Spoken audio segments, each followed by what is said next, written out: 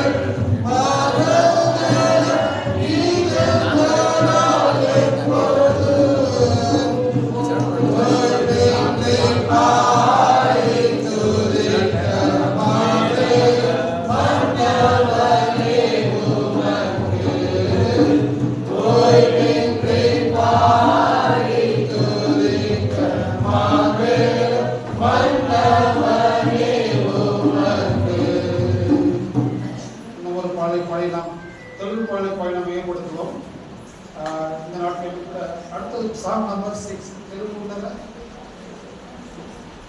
Kumar Telugu song సరే Kannada song ఎన్నది ఉత్పత్తి స్తోత్రం సాంగ్ నంబర్ 6 కన్నడ ಸರ್ ನಮ್ಮಡೆ ಒಂದು ಮಾಡಿ ಇನ್ನೊಂದರ ಅಲ್ಲಿ ಇಲ್ಲ ಸರಿ ಕಡಿಮೆ ಎನ್ನದಿ ಉತ್ಪತ್ತಿ ಸ್ತೋತ್ರವು ಸಾಂಗ್ ನಂಬರ್ 6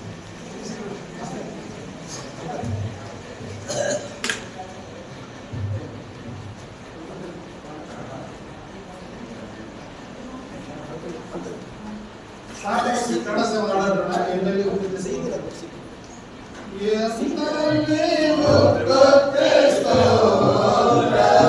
ಸ್ವಾಮಿ ಎಂದೆಂದು ನಾಡುವೆ ಎನ್ನಲ್ಲಿ ಹೋಗುತ್ತೆ ಸ್ತೋತ್ರವು ಸ್ವಾಮಿ ಎಂದೆಂದು ನಾಡುವೆ ಜನಿಸಿದ ದಿನದೇ ದೈವ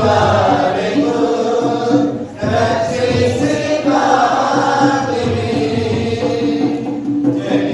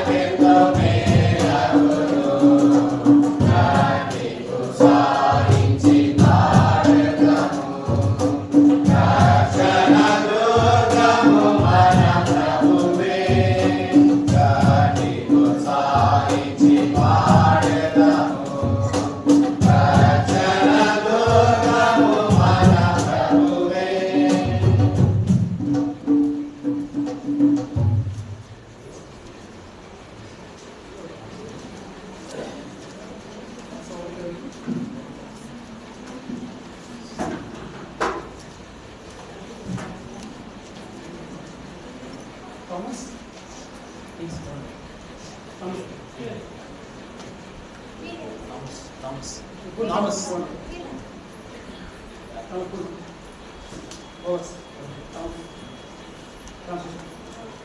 அக்கௌண்ட் கொடுத்தாரு. இந்த நாட்களில் கூட கர்த்தரின் பெரிதான கிருபையினால இந்த தேவனுடைய சன்னிதியில் நாங்கள் ஸ்பெஷல் மீட்டிங்காக கர்த்தருடைய பெரிதான கிருபையினால அந்த இரண்டு தெரிவிக்கும் நாட்களும் கூட வசதி கொடுத்திருக்கிறது. முப்பது பதிலிருந்தும் பால் அகஸ்டின் பாண்டியன் வந்திருக்கார்கள். அவருடைய திருச்சபையின் சார்பாக இந்த மீட்டிங்களை நான் படிக்கிறோம். We already welcome Paul Augustine for this revival meeting. I request brother JB Paul ಅಣ್ಣ ಇದ್ದಾರೆ ನಮ್ಮ ಮಧ್ಯೆ. ಅವರು ಬಂದು ಪ್ರಾರ್ಥನೆ ಮಾಡಿದ ಆಮೇಲೆ ನಮ್ಮ ಮಧ್ಯೆ Paul Augustine ವಾಕ್ಯ ಸಂದೇಶನ ಪ್ರಸಾರ ಮಾಡ್ತಾರೆ. I request Jacob to come and pray for the message. Paul Augustine will share the message.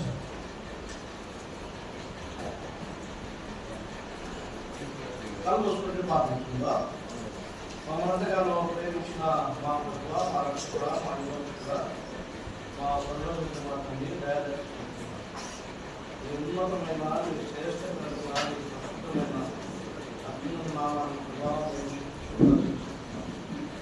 ఈ దయాన్ని కృపాన్ని ప్రేమ మాతో ఇస్తున్నా అసలే మమ్మల్ని కాపాడాలి. ఈ ఉదయ సమయంలో మందిరంలో చేసి నాలుగు మర్యాదకు నామాన్ని గొప్ప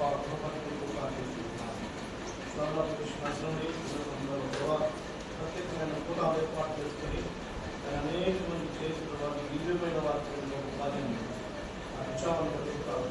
ఈ ఆలోచనలన్నీ కూడా మా సహోదరుల ప్రభావం ఆలోచన చేసి ఏర్పాటు చేసి అనేక మంది స్వార్థమైన గుణాలను ఆశపడతా నీటి ఏర్పాటు చేసిన కదా సాధారణ రోజు లేకుండా కృష్ణుడు ప్రాణికుల ప్రభావం గమనించి ఆయన మహిమగా ఈ దయానికి మా దయచేసి కూడా మేము కూడా ఇది వచ్చేదాం అందరూ ప్రభావం చేసుకుంటున్నాం. ఈ సమయంలో టీవీలలో ఆయన విశేష ప్రభావం ఆయన వారి మందిరం కూడా ప్రభావం జ్ఞాపకం మేము వాటి ఉండడానికి మా అవసరం అందించండి. వాక్యంతో మా పరచండి. ఆ క్షేమాభివృద్ధి జరిగింది. ఆయన నన్ను డాక్టర్ ఉండండి. ఆయన నన్ను డాక్టర్ కాపాడే వాడుతుంది. మీరే కనుక మహిమ ప్రభావం కూడా జరుగుతున్నాను. ఈ విధంగా కార్యక్రమం డాక్టర్ తీసుకొని జ్ఞాపకం అతిగా పరలోకంలో నామం అడిగి Thank you, இந்த நாட்களிலும் கூட நம்ம கீழே பார்க்கின்ற பொழுது பைபிள் திருச்சபையிலிருந்து பாடல்களை மியூசிக் டீம் அதே மாதிரி நாககிருஷ்ணன் அவர்கள் பாடல் மிகப்படுத்தினார்கள். இது மகிமையுள்ள சன்னிதானம், மகிமையுள்ள வசனங்கள், மகிமையுள்ள தேவன் நாம் வசனத்தை கேட்டு வருகிறோம். ஆகிய நாட்களில் பாலாட்சியர்கள் பார்க்க போன்ற பொழுது அநேக வேதாகம பள்ளிகளிலே அவர்களை வேதாக மாணவர்களை அநேக பெண் சத்தியத்தை ஸ்திரப்படுத்தி கொலப்படுத்தி அநேக ஊழியக்கார மத்தியிலும் சுவிசேஷ ஊழியர்களை அறிவிப்பதிலும் அவர்களுக்கு செய்வதிலும் இப்படியாக உள்நேர்படியிலே அநேக இடங்களில் ஆசீர்வாதங்கள் கட்ட உபயோகப்படுத்தி கொண்டிருக்கார். நாட்டிலே மிஷன்கள் கட்ட தேவனான சகோதரை உபயோகப்படுத்தி வந்து கொண்டிருக்கார். இப்படி இந்த நாட்களிலும் அவர்கள் நம் மீது கிருபை பாராட்டி தேவன் அவரை கிருபையாய் அடைந்து வந்த தேவனுக்கு நாம் நன்றி செலுத்தலாம். தயவு செய்து மொபைல்களை ஆஃப் பண்ணி வைங்க. இது தேவனுடைய சந்நிதி. நாம் ஒரு மணி நேரம் அமைதியாக எந்த உலக சிந்தனை இன்றி தேவனுடைய வசனத்துக்கு நேராக நம்முடைய மனசு, நம்முடைய இருதயம், நம்முடைய சிந்தனை தேவன் என்னோடு பேச வேண்டும் என்ற ஒரு ஆவலோடு இருக்கின்ற போது கர்த்தர் பேசக்கூடியவராக இருக்கிறார். வசனத்தின் மூலமாக, வார்த்தையின் மூலமாக இடைபெறக்கூடிய பரிசுத்த ஆவியானவர் இடைப்பட்டு எந்தவித இடைவெளி இல்லாத சின்ன பசங்களை கண்ட்ரோல் பண்ணி வச்சுக்கோங்க. மொபைல் ஆஃப் பண்ணி வச்சுக்காது. ஒரு மணி நேரம் உலகத்தில் ஒன்றுமே கிடையாது. தேவ சன்னிதியில் வந்திருக்கிறோம். குறித்தெடுக்கப்பட்ட பிள்ளைகளாக ஒரு மணி நேரம் நாம் தேவ சன்னிதியில் வசனத்தில் வந்து கேட்போம். அதை வந்து டிரான்ஸ்லேட் செய்வதற்காக வந்து தாமஸ் இருக்கார்கள். இவர்கள் டிரான்ஸ்லேட் கனடா. அதே மாதிரி already welcome fellowship message Tamil. அதே மாதிரி welcome for Thomas for translate Canada. Welcome both fellowship and Thomas.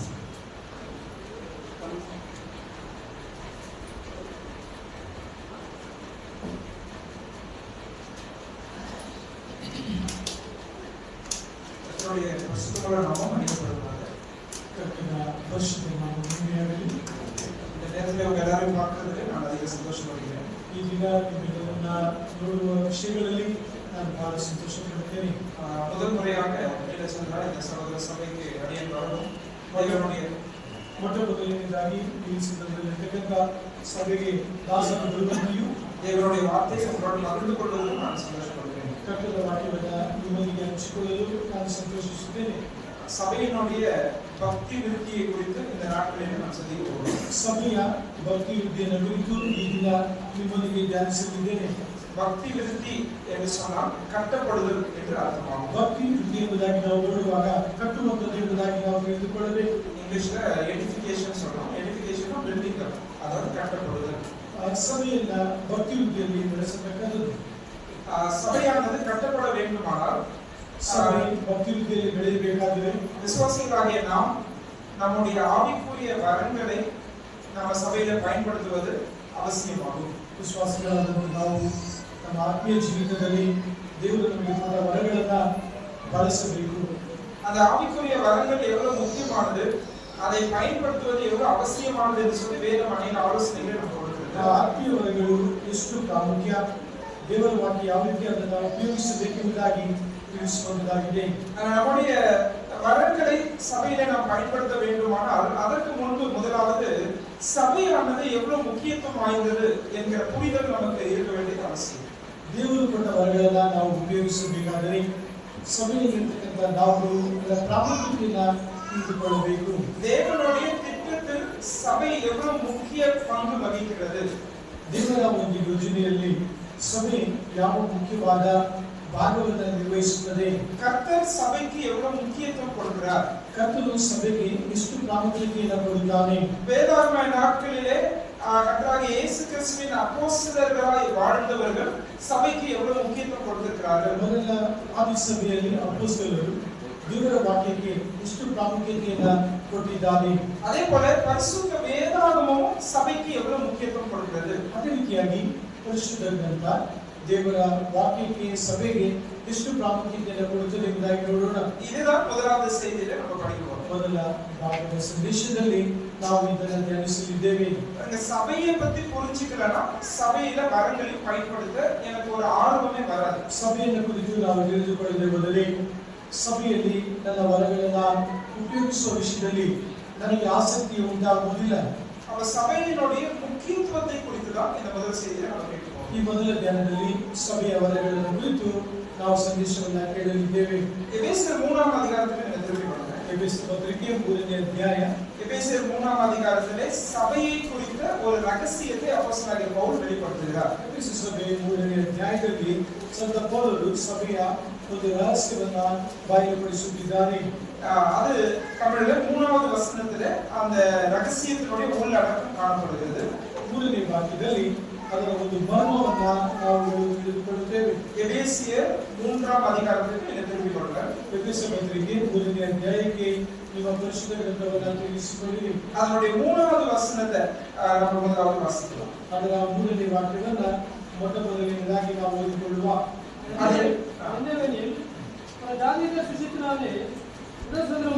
Okay, அந்த முதல் வார்த்தையில கொஞ்சம் நிறுத்துவோமா. புறஜாதிகள் சுவிசேஷத்தினாலே உடன் சுதந்திரருமாய். ಅನ್ಯ ಜನರು ಸುವಾರ್ತೆಯ ಮೂಲಕವಾಗಿ ಜೊತೆ ಸಹೋದರರಾದರು. அந்த உடன் சுதந்திரர் என்ற வார்த்தை மிகவும் முக்கியமானது. ಈ ಜೊತೆ ಸೇರಿದಂತವರು ಎಂಬ ವಾಕ್ಯ ಬಹಳ ಮುಖ್ಯವಾದದ್ದು. பாருங்க, ரொம்ப சாதாரணமா இப்படி நம்ம புரிஞ்சுக்கலாம். ಇದನ್ನ ಸರಳವಾಗಿ ನಾವು ತಿಳಿದುಕೊಳ್ಳೋಣ. தேவனுடைய சொத்துக்கு ஒரு யூதனுக்கு என்ன உரிமை இருக்கிறதோ அதே சம உரிமை ஒரு புறஜாதியாருக்கும் இருக்கிறது என்று சொல்லி இந்த வசனம் நமக்கு விளக்குகிறது. ಕನ್ನಡ ಭಾಷೆಯಲ್ಲಿ 6ನೇ ಭಾಗವನ್ನು ಗಮನಿಸಿರಿ. ದೇವರ ಆ ಒಂದು ಬಾಧ್ಯತೆಗೆ, ಆಸ್ತಿಗೆ ದೇವರ ಮಕ್ಕಳಿಗೆ ಯಾವ ರೀತಿಯಾಗಿ ಅದರ ಮೇಲೆ ಅಧಿಕಾರವಿದೆಯೋ ಅನ್ಯ ಜನರಿಗೂ ಕೂಡ ಅದೇ ಅಧಿಕಾರ ಉಂಟು. இந்த வசன ஆர்டர் பிரதர் கரெக்டா சொன்னாங்க. அந்த ஆர்டர் பார்த்துக்கோங்க, உங்க பைபிள் வச்சிருக்கீங்க. அது இங்கிலீஷ்ல கூட 6வது வசனத்துல வருதுன்னு நினைக்கிறேன். தமிழ்ல 3வது வசனத்துல இருக்கு. அந்த ஒழுங்கு நீங்க பார்க்கணும். ದಯಮಾಡಿ ವಾಕ್ಯವನ್ನು ಗಮನಿಸಿಕೊಳ್ಳಿ. ಕನ್ನಡ ಭಾಷೆಯಲ್ಲಿ 6ನೇ ವಾಕ್ಯ. சரி, அப்ப முதலாவது விஷயம் இங்க புரியுதா? உடன் சுதந்திரர் என்று சொல்லும்போது யூதரும் புறஜாதிகளும் கிறிஸ்துவுக்குள் தேவனுடைய சொத்துக்கு சம உரிமை வாய்ந்தவர்கள். ಈ ಒಂದು ಬಾಧ್ಯತೆ ಎಂಬುದಾಗಿ ಹೇಳುವಾಗ ಅನ್ಯ ಜನರು ಮತ್ತು ಯಹೂದ್ಯರು ದೇವರ ಆ ಒಂದು ಆಸ್ತಿಗೆ ಬಾಧ್ಯರಾಗಿದ್ದಾರೆ. சரி, அடுத்த வார்த்தையை பாருங்க அந்த வசனத்துல. மற்றொரு வாக்கியங்களை கவனிಸಿ தொடர்ந்து படிக்கிறது. ஒரே சரீரத்திற்குள்ளானவர்களுமாய். ஓகே, அப்படியே எடுத்துக்கோ. ஒரே சரீரத்திற்குள்ளானவர்கள். கிறிஸ்தவ தேகதொடகன. அப்படி நான் எப்படி சொல்றேன்? அதாவது கிறிஸ்துவினுடைய சரீரத்தில் ஒரு அவயம் யூதன் என்று சொன்னால் இன்னொரு அவயம் புறஜாதியார். ಈ ದೇಹವನ್ನು ನೋಡುವಾಗ ಒಂದು ಅಂಗ ಯಹೂದ್ಯನಾಗಿರುವುದಾದರೆ ಮತ್ತೊಂದು ಅಂಗ ಅನ್ಯ ಜನದವರಾಗಿದ್ದಾರೆ. அதாவது உடன் அவயவங்கள் ಅಂದ್ರೆ ಜೊತೆಯ ಅಂಗಗಳು. கவனிச்சீங்களா? அப்ப இந்த ரெண்டு வார்த்தையை நீங்க கவனிக்கணும். முதலாவது உடன் சுதந்திர, ಮೊದಲನೇದಾಗಿ ಒಂದೇ ಬಾಧ್ಯರು, அடுத்தது உடன் அவயவங்கள், ಎರಡನೇದಾಗಿ ಒಂದೇ ದೇಹದೊಳಗಣ ಅಂಗಗಳು. தேவனுடைய சொத்துக்கு உடன் சுதந்திர, ದೇವರ ಆ ಒಂದು ಬಾಧ್ಯತೆಗೆ ಸಹ ಪಾಲುಗಾರರು. கிறிஸ்துவின் சரீரத்தில் உடன் அவயவங்கள், ಯೇಸು ಕ್ರಿಸ್ತನ ದೇಹದಲ್ಲಿ ಜೊತೆಯ ಅಂಗಗಳಾಗಿದ್ದಾರೆ. அடுத்தது மூணாவது ஒரு வார்த்தை பயன்படுத்துறாரு பாருங்க. ಮೂರನೇ ಮಾತು கிறிஸ்துவுக்குள் அவர் பண்ணின வாக்குத்தத்தத்துக்கு உடன் பங்காளிகளுமாய் இருக்கிறார்கள் என்கிற. உடன் பங்காளிகள் அந்த வார்த்தை பாருங்க. ಜೊತೆಯ ಪಾಲುಗಾರರು ಎಂಬುದಾಗಿ ಬಳಸಲ್ಪಟ್ಟಿದೆ. ஆண்டவர் பண்ண வாக்குத்தத்தத்துக்கு ஒரு யூதன் எனக்கு தான் உரிமை என்று சொன்னால், அதே போல ஒரு புறஜாதியானும் அதே வாக்குத்தத்தத்துக்கு எனக்கும் உரிமை உண்டு என்று கிறிஸ்துவுக்குள் சொல்ல முடியும். ದೇವರು ಮಾಡಿದ ವಾಗ್ದಾನಗಳಿಗೆ ಯಹೂದ್ಯರು ನಾನು ಬಾಧ್ಯರು ಎಂಬುದಾಗಿ ಹೇಳುವುದಾದರೆ ಅದೇ ಒಂದು ಬಾಧ್ಯತೆ ಅನ್ಯ ಜನರಿಗೂ ಕೂಡ ಅನ್ವಯಿಸುವುದಾಗಿದೆ. இல்லையா? இந்த மூணு வார்த்தைகளை நல்லா கவனிச்சீங்கன்னா இந்த ரகசியம் உங்களுக்கு புரியும். ಈ ಮೂರು ವಾಕ್ಯಗಳನ್ನ ನೀವು ಗಮನಿಸುವುದಾದರೆ ಇದರ ಮರ್ಮವನ್ನ ನೀವು ಅರ್ಥ ಮಾಡಿಕೊಳ್ಳಬಹುದು. சபையை குறித்த ரகசியத்தை தான் பவுல் இங்கே வெளிப்படுத்துகிறார். ಸಭೆಯ ರಹಸ್ಯವನ್ನ ಪೌಲರು ಇಲ್ಲಿ ಬಯಲುಪಡಿಸುತ್ತಿದ್ದಾರೆ. அந்த ரகசியம் என்னவென்றால், ಆ ಮರ್ಮ ಏನೆಂದರೆ புறஜாதியாரும் யூதரும் கிறிஸ்துவுக்குள் சம அந்தஸ்து வாய்ந்தவர்கள். ಅನ್ಯ ಜನರು ಯಹೂದ್ಯರು ಕ್ರಿಸ್ತನಲ್ಲಿ ಸಮ ಬಾಧ್ಯಸ್ಥರಾಗಿದ್ದಾರೆ. தேவனுடைய சொத்தா இருக்கட்டும், தேவனுடைய வாக்குத்தத்தமா இருக்கட்டும், அவருடைய சரீரமா இருக்கட்டும், இது எல்லாவற்றிலுமே ஒரு யூதருக்கு எந்த அளவுக்கு உரிமை உண்டோ அதே போல புறஜாதியாருக்கும் உரிமை உண்டு. ದೇವರ ಬಾಧ್ಯತೆಯಾಗಿರಬಹುದು, ದೇವರ ವಾಗ್ದಾನವಾಗಿರಬಹುದು, ದೇವರ ದೇಹವಾಗಿರಬಹುದು. ಈ ಮೂರು ಸಂಗತಿಗಳಲ್ಲಿ ಯಹೂದ್ಯರು ಅನ್ಯರು ಸಮ ಪಾಲುಗಾರರಾಗಿದ್ದಾರೆ. சரி, யாரால இந்த சம உரிமை நமக்கு கிடைத்தது? ಈ ಒಂದು ಪಾಲುಗಾರಿಕೆ ಯಾರಿಂದ ನಮಗೆ ದೊರಕಿತು? ஆண்டவராகிய இயேசு கிறிஸ்து மூலமா. ಕರ್ತನಾದ ಯೇಸು ಕ್ರಿಸ್ತನ ಮೂಲಕ. நம்ம அந்த மூணாவது வசனத்திலே ஒரு முக்கியமான வார்த்தை படிக்கிறோம், கிறிஸ்துவுக்குள். அந்த வார்த்தையை நீங்க கவனிக்கணும். ಮೂರನೇ 6ನೇ ವಾಕ್ಯದಲ್ಲಿ ಗಮನಿಸಿ, ಕ್ರಿಸ್ತ ಯೇಸುವಿನಲ್ಲಿರುವ. அதே போல இன்னொரு வார்த்தையை பாருங்க, சுவிசேஷத்தினாலே. ಮತ್ತೊಂದು ವಾಕ್ಯವನ್ನು ಗಮನಿಸಿ, ಸುವಾರ್ತೆಯ ಮೂಲಕ. சுவிசேஷத்தை நாம் கேட்டோம், ಸುವಾರ್ತೆಯನ್ನು ನಾವು ಕೇಳಿದೆವು, ஆண்டவர் இயேசு கிறிஸ்துவை விசுவாசித்தோம், ಕರ್ತನಾದ ಯೇಸು ಕ್ರಿಸ್ತನನ್ನು ನಂಬಿದೆವು. யாரெல்லாம் ஆண்டவர் இயேசு கிறிஸ்துவை விசுவாசித்து ஏற்றுக்கொள்கிறார்களோ, ಈಗ ಯಾರೆಲ್ಲ ಕರ್ತನಾದ ಯೇಸು ಕ್ರಿಸ್ತನನ್ನು ನಂಬಿ ಅದನ್ನು ಸ್ವೀಕರಿಸಿಕೊಳ್ಳುತ್ತಾರೋ அவர்களை தேவன் சம அந்தஸ்து வாய்ந்தவர்களாய், ஒரே முக்கியத்துவம் வாய்ந்தவர்களாய் பார்க்கிறார். ದೇವರು ಅವರನ್ನ ಸಮವಾಗಿಯೂ ಮುಖ್ಯಸ್ಥರಾಗಿ ಪರಿಗಣಿಸುತ್ತಾನೆ. கிறிஸ்து சிலுவையில மரிக்கிறதுக்கு முன்னாடி இப்படி இல்ல. ಕರ್ತನಾದ ಯೇಸು ಕ್ರಿಸ್ತನು ಶಿಲುಬೆಯಲ್ಲಿ ಪ್ರಾಣ ಕೊಡುವುದಕ್ಕೆ ಮುಂಚೆ ಈ ರೀತಿಯಾಗಿರಲಿಲ್ಲ. உங்களுக்கு ஞாபகம் இருக்கா? ஒரு முறை ஆண்டவர் இயேசு கிறிஸ்து சமாரியா ஸ்திரீ இடத்துல பேசும்போது அந்த அம்மா கேக்குறாங்க, நீர் யூதனாய் இருக்க என்னிடத்தில் தண்ணீர் கேட்பது எப்படி அப்படின்றாங்க. ನೆನಪು ಮಾಡಿಕೊಳ್ಳಿ, ಸಮಾರ್ಯ ಸ್ತ್ರೀ ಯೇಸು ಸ್ವಾಮಿ ಜೊತೆಗೆ ಮಾತನಾಡುತ್ತಿರುವಾಗ ಆಕೆ ಕೇಳಿದಳು, ನೀನು ಯಹೂದ್ಯನಾಗಿದ್ದರೂ ಕೂಡ ನನ್ನ ಬಳಿ ನೀರನ್ನ ಹೇಗೆ ಕೇಳುತ್ತಿರುವುದಾಗಿ ಕೇಳಿದಳು. ஏன் இப்படி கேக்குறாங்க? ಯಾಕೆ ಆ ರೀತಿಯಾಗಿ ಕೇಳಿದಳು? ஏன்னா யூதர்களுக்கும் சமாரியருக்கும் இருக்கக்கூடிய அந்த பிரிவினை. ಯಾಕೆಂದರೆ ಯಹೂದ್ಯರಿಗೂ ಸಮಾರ್ಯದವರಿಗೂ ಇದ್ದಂತ ಭೇದ. ஆக இது ஏறத்தாழ 7-8 நூற்றாண்டுகளுடைய பகை. ಇದು ಬಹಳ ಶತಮಾನಗಳ ಹಿಂದಿನಿಂದ ಕಂಡು ಬಂದಂತ ಪಗೆತನ. உங்களுக்கு ஞாபகம் இருக்கா? சமாரியர்கள் யார்? ಸಮಾರ್ಯರು ಯಾರು? நீங்க பதில் சொல்லுங்க. சமாரியர்கள் யார்? ಸಮಾರ್ಯರು ಯಾರು? ನೀವು ಉತ್ತರವನ್ನು ಹೇಳಿ. நான் பைபிள் சொல்லி தருவேன், நடுவுல உங்களுக்கு கொஞ்சம் டிஸ்டர்ப் பண்ணுங்க, சரிங்களா? நிறைய கேள்விகள் கேட்பேன், நீங்க தான் பதில் சொல்லணும், சரியா? சமாரியர்கள் யார்? ಸಮಾರ್ಯರು ಯಾರು?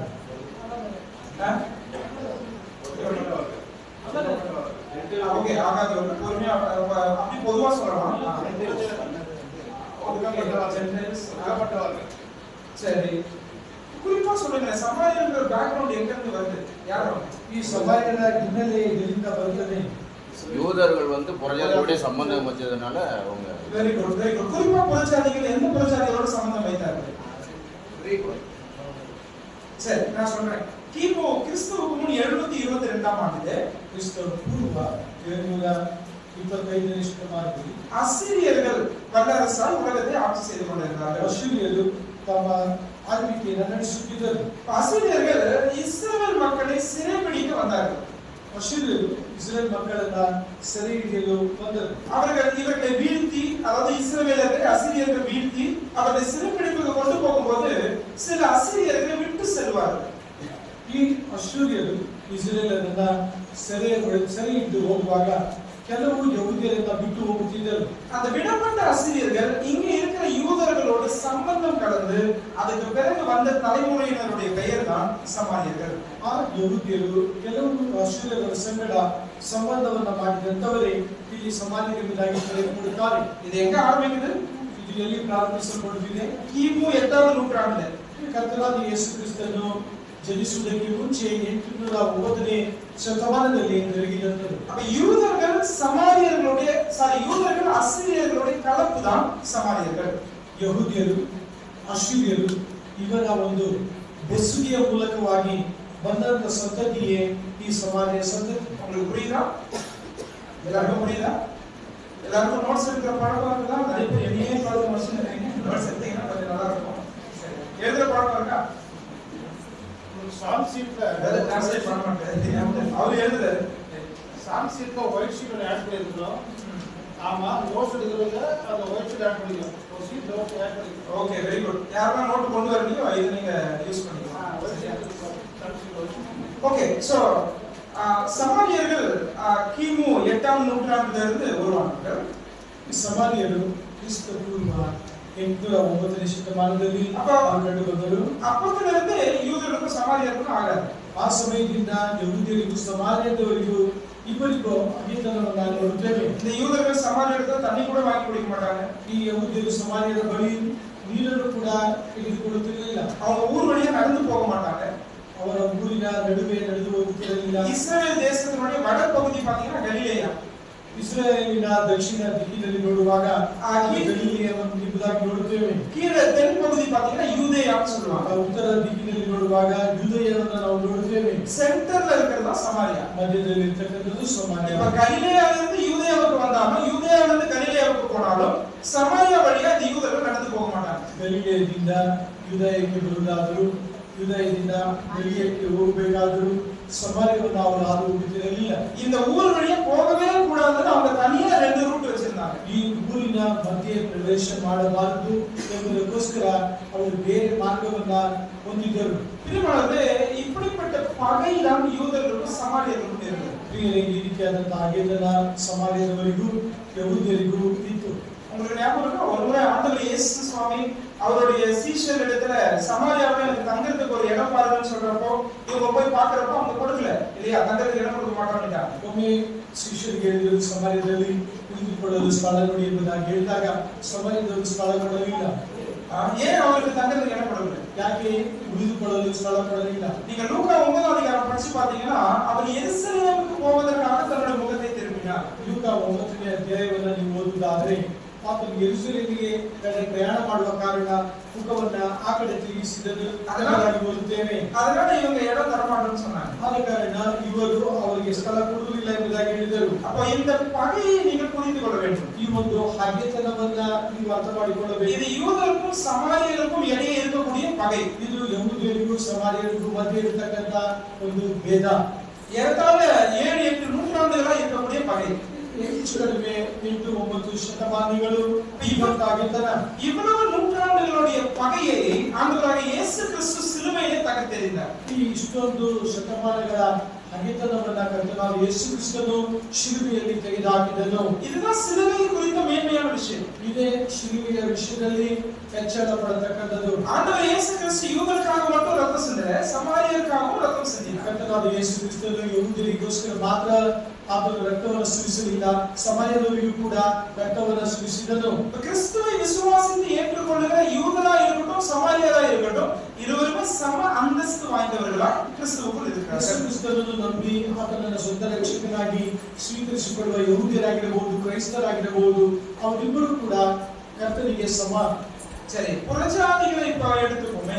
ಅನ್ಯ ಜನರನ್ನು ನಾವು ಕೇಳಿದ್ವಿ. யூதருக்கும் புறஜாதிக்கும் எத்தனை ஆண்டுகளுடைய பகைன்னு சொல்லலாம்? ಅನ್ಯರಿಗೂ ಈ ಒಂದು ಯಹೂದ್ಯರಿಗೂ ಎಷ್ಟು ಶತಮಾನಗಳ ಹಗೆತನ ಹೇಳಿದ್ವಿ. கிட்டத்தட்ட ஆபிரகாம் காலத்திலிருந்து கொண்டு வரலாம் இல்லையா? ಹೆಚ್ಚು ಕಡಿಮೆ ಅಬ್ರಾಮನ ಕಾಲದಿಂದ இது 2000 வருஷத்துடைய பகை. 2000 ವರ್ಷಗಳ ಹಗೆತನ. அந்த 2000 வருஷத்துடைய பகையை இயேசு கிறிஸ்து சிலுவையிலே கொண்டு போட்டார். ಈ 2000 ವರ್ಷಗಳ ಹಗೆತನವನ್ನು ಕರ್ತನಾದ ಯೇಸು ಕ್ರಿಸ್ತನು ಶಿಲುಬೆಯಲ್ಲಿ ಆತನು ಕೊಂದಾಕಿದನು. ஆண்டவர் இயேசு கிறிஸ்து சொல்றார் ஒருமுறை, இது அநேகருக்காக சிந்தப்படும் என்னுடைய ரத்தம் அப்படின்றார். ಕರ್ತನಾದ ಯೇಸು ಕ್ರಿಸ್ತನು ಈ ರೀತಿಯಾಗಿ ಹೇಳುತ್ತಿದ್ದಾನೆ, ಇದು ಬಹು ಜನರ ಪಾಪಗಳ ನಿವಾರಣೆಗಾಗಿ ಸುರಿಸಲ್ಪಡುವ ನನ್ನ ರಕ್ತ. அந்த அநேகர்ல யூதர்களும் இருக்கிறார்கள், புறஜாதிகளும் இருக்கிறார்கள். ಈ ಬಹು ಮಂದಿಯಲ್ಲಿ ಯಹೂದ್ಯರು ಇದ್ದಾರೆ ಮತ್ತು ಸಮಾರ್ಯದವರು ಇದ್ದಾರೆ. இன்னொரு இடத்துல ஆண்டவர் இயேசுவை சொன்னார், யோவான் 10ஆம் அதிகாரத்துல, இந்த தொழுவத்தில் அல்லாத வேறு ஆடுகளும் எனக்கு உண்டு. ಯೋಹಾನನ ಸುವಾರ್ತೆ 10ನೇ ಅಧ್ಯಾಯದಲ್ಲಿ ನಾವು ಯೇಸುಸ್ವಾಮಿ ಹೇಳಿದ ಮಾತುಗಳನ್ನು ನೆನಪು ಮಾಡಿಕೊಳ್ಳೋಣ. ಇಂದಿಗೆ ಸೇರದೇ ಇರತಕ್ಕಂತ ಕುರಿಗಳು ಉಂಟು, அவைகளையும் நான் கொண்டு வர வேண்டும். ಅವುಗಳನ್ನು ನಾನು ತರಬೇಕು. அப்போது ஒரே மேய்ப்பனும் ஒரே மந்தையுமாக இருக்கும். ಆಗ ಅವುಗಳಿಗೆ ಒಬ್ಬನೇ ಕುರುಬನು ಒಂದೇ ಮಂದಿಯಾಗಿರುತ್ತದೆ. அநேக இடங்களில் நம்ம வாசிக்கும் போது ஆண்டவர் இயேசு கிறிஸ்து புறஜாதிகளை எவ்வாறாக நேசித்தார், அவர்களுக்காகவும் அவர் ரத்தம் சிந்தி மரித்தார் என்கிற உண்மையை நமக்கு வேதம் அருமையாக தெளிவாக எடுத்து காண்பிக்கிறது. ಅನೇಕ ಕಡೆಗಳಲ್ಲಿ ದೇವರ ವಾಕ್ಯವನ್ನು ನಾವು ಓದುವಾಗ ಅನ್ಯರಿಗೋಸ್ಕರವಾಗಿಯೂ ಯಹೂದ್ಯರಿಗೋಸ್ಕರವಾಗಿಯೂ ಎಲ್ಲರಿಗೋಸ್ಕರವಾಗಿಯೂ ಯಾವ ರೀತಿಯಾಗಿ ಯೇಸುಸ್ವಾಮಿ ಪ್ರೀತಿಸುತ್ತಾರೆ ಎಂಬುದಾಗಿ ದೇವರ ವಾಕ್ಯ ವಿವರಿಸುತ್ತದೆ. அப்ப சபைக்கு எவ்வளவு முக்கியத்துவத்தை தேவன் கொடுக்கிறார் என்றால், ಸಭೆಗೆ ಎಷ್ಟೊಂದು ಪ್ರಾಮುಖ್ಯತೆಯನ್ನ ದೇವರು ಕೊಡುತ್ತಾನೆ ಎಂಬುದಾಗಿ ನೋಡುವಾಗ அதாவது நம்ம சொல்லலாம், கிறிஸ்து சபைக்காக மரித்தார்.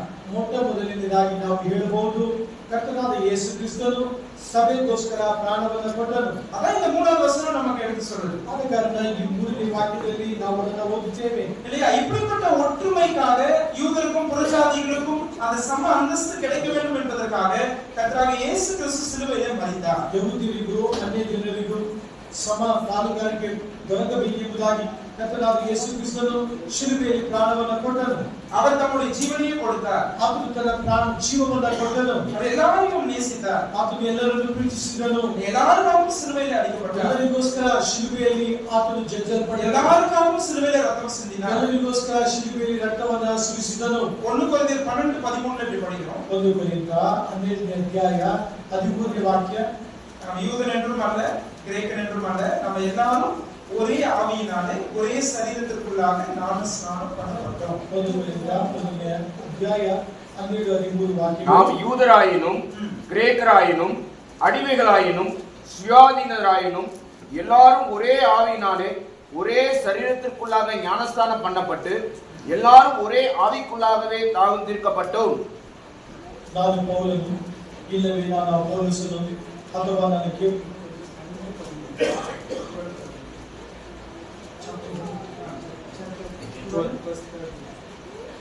ஒன்று கொரிந்தியர் 12ஆம் அதிகாரம் 13வது வசனம். 1 ಕೊರಿಂಥ 12ನೇ ಅಧ್ಯಾಯ 13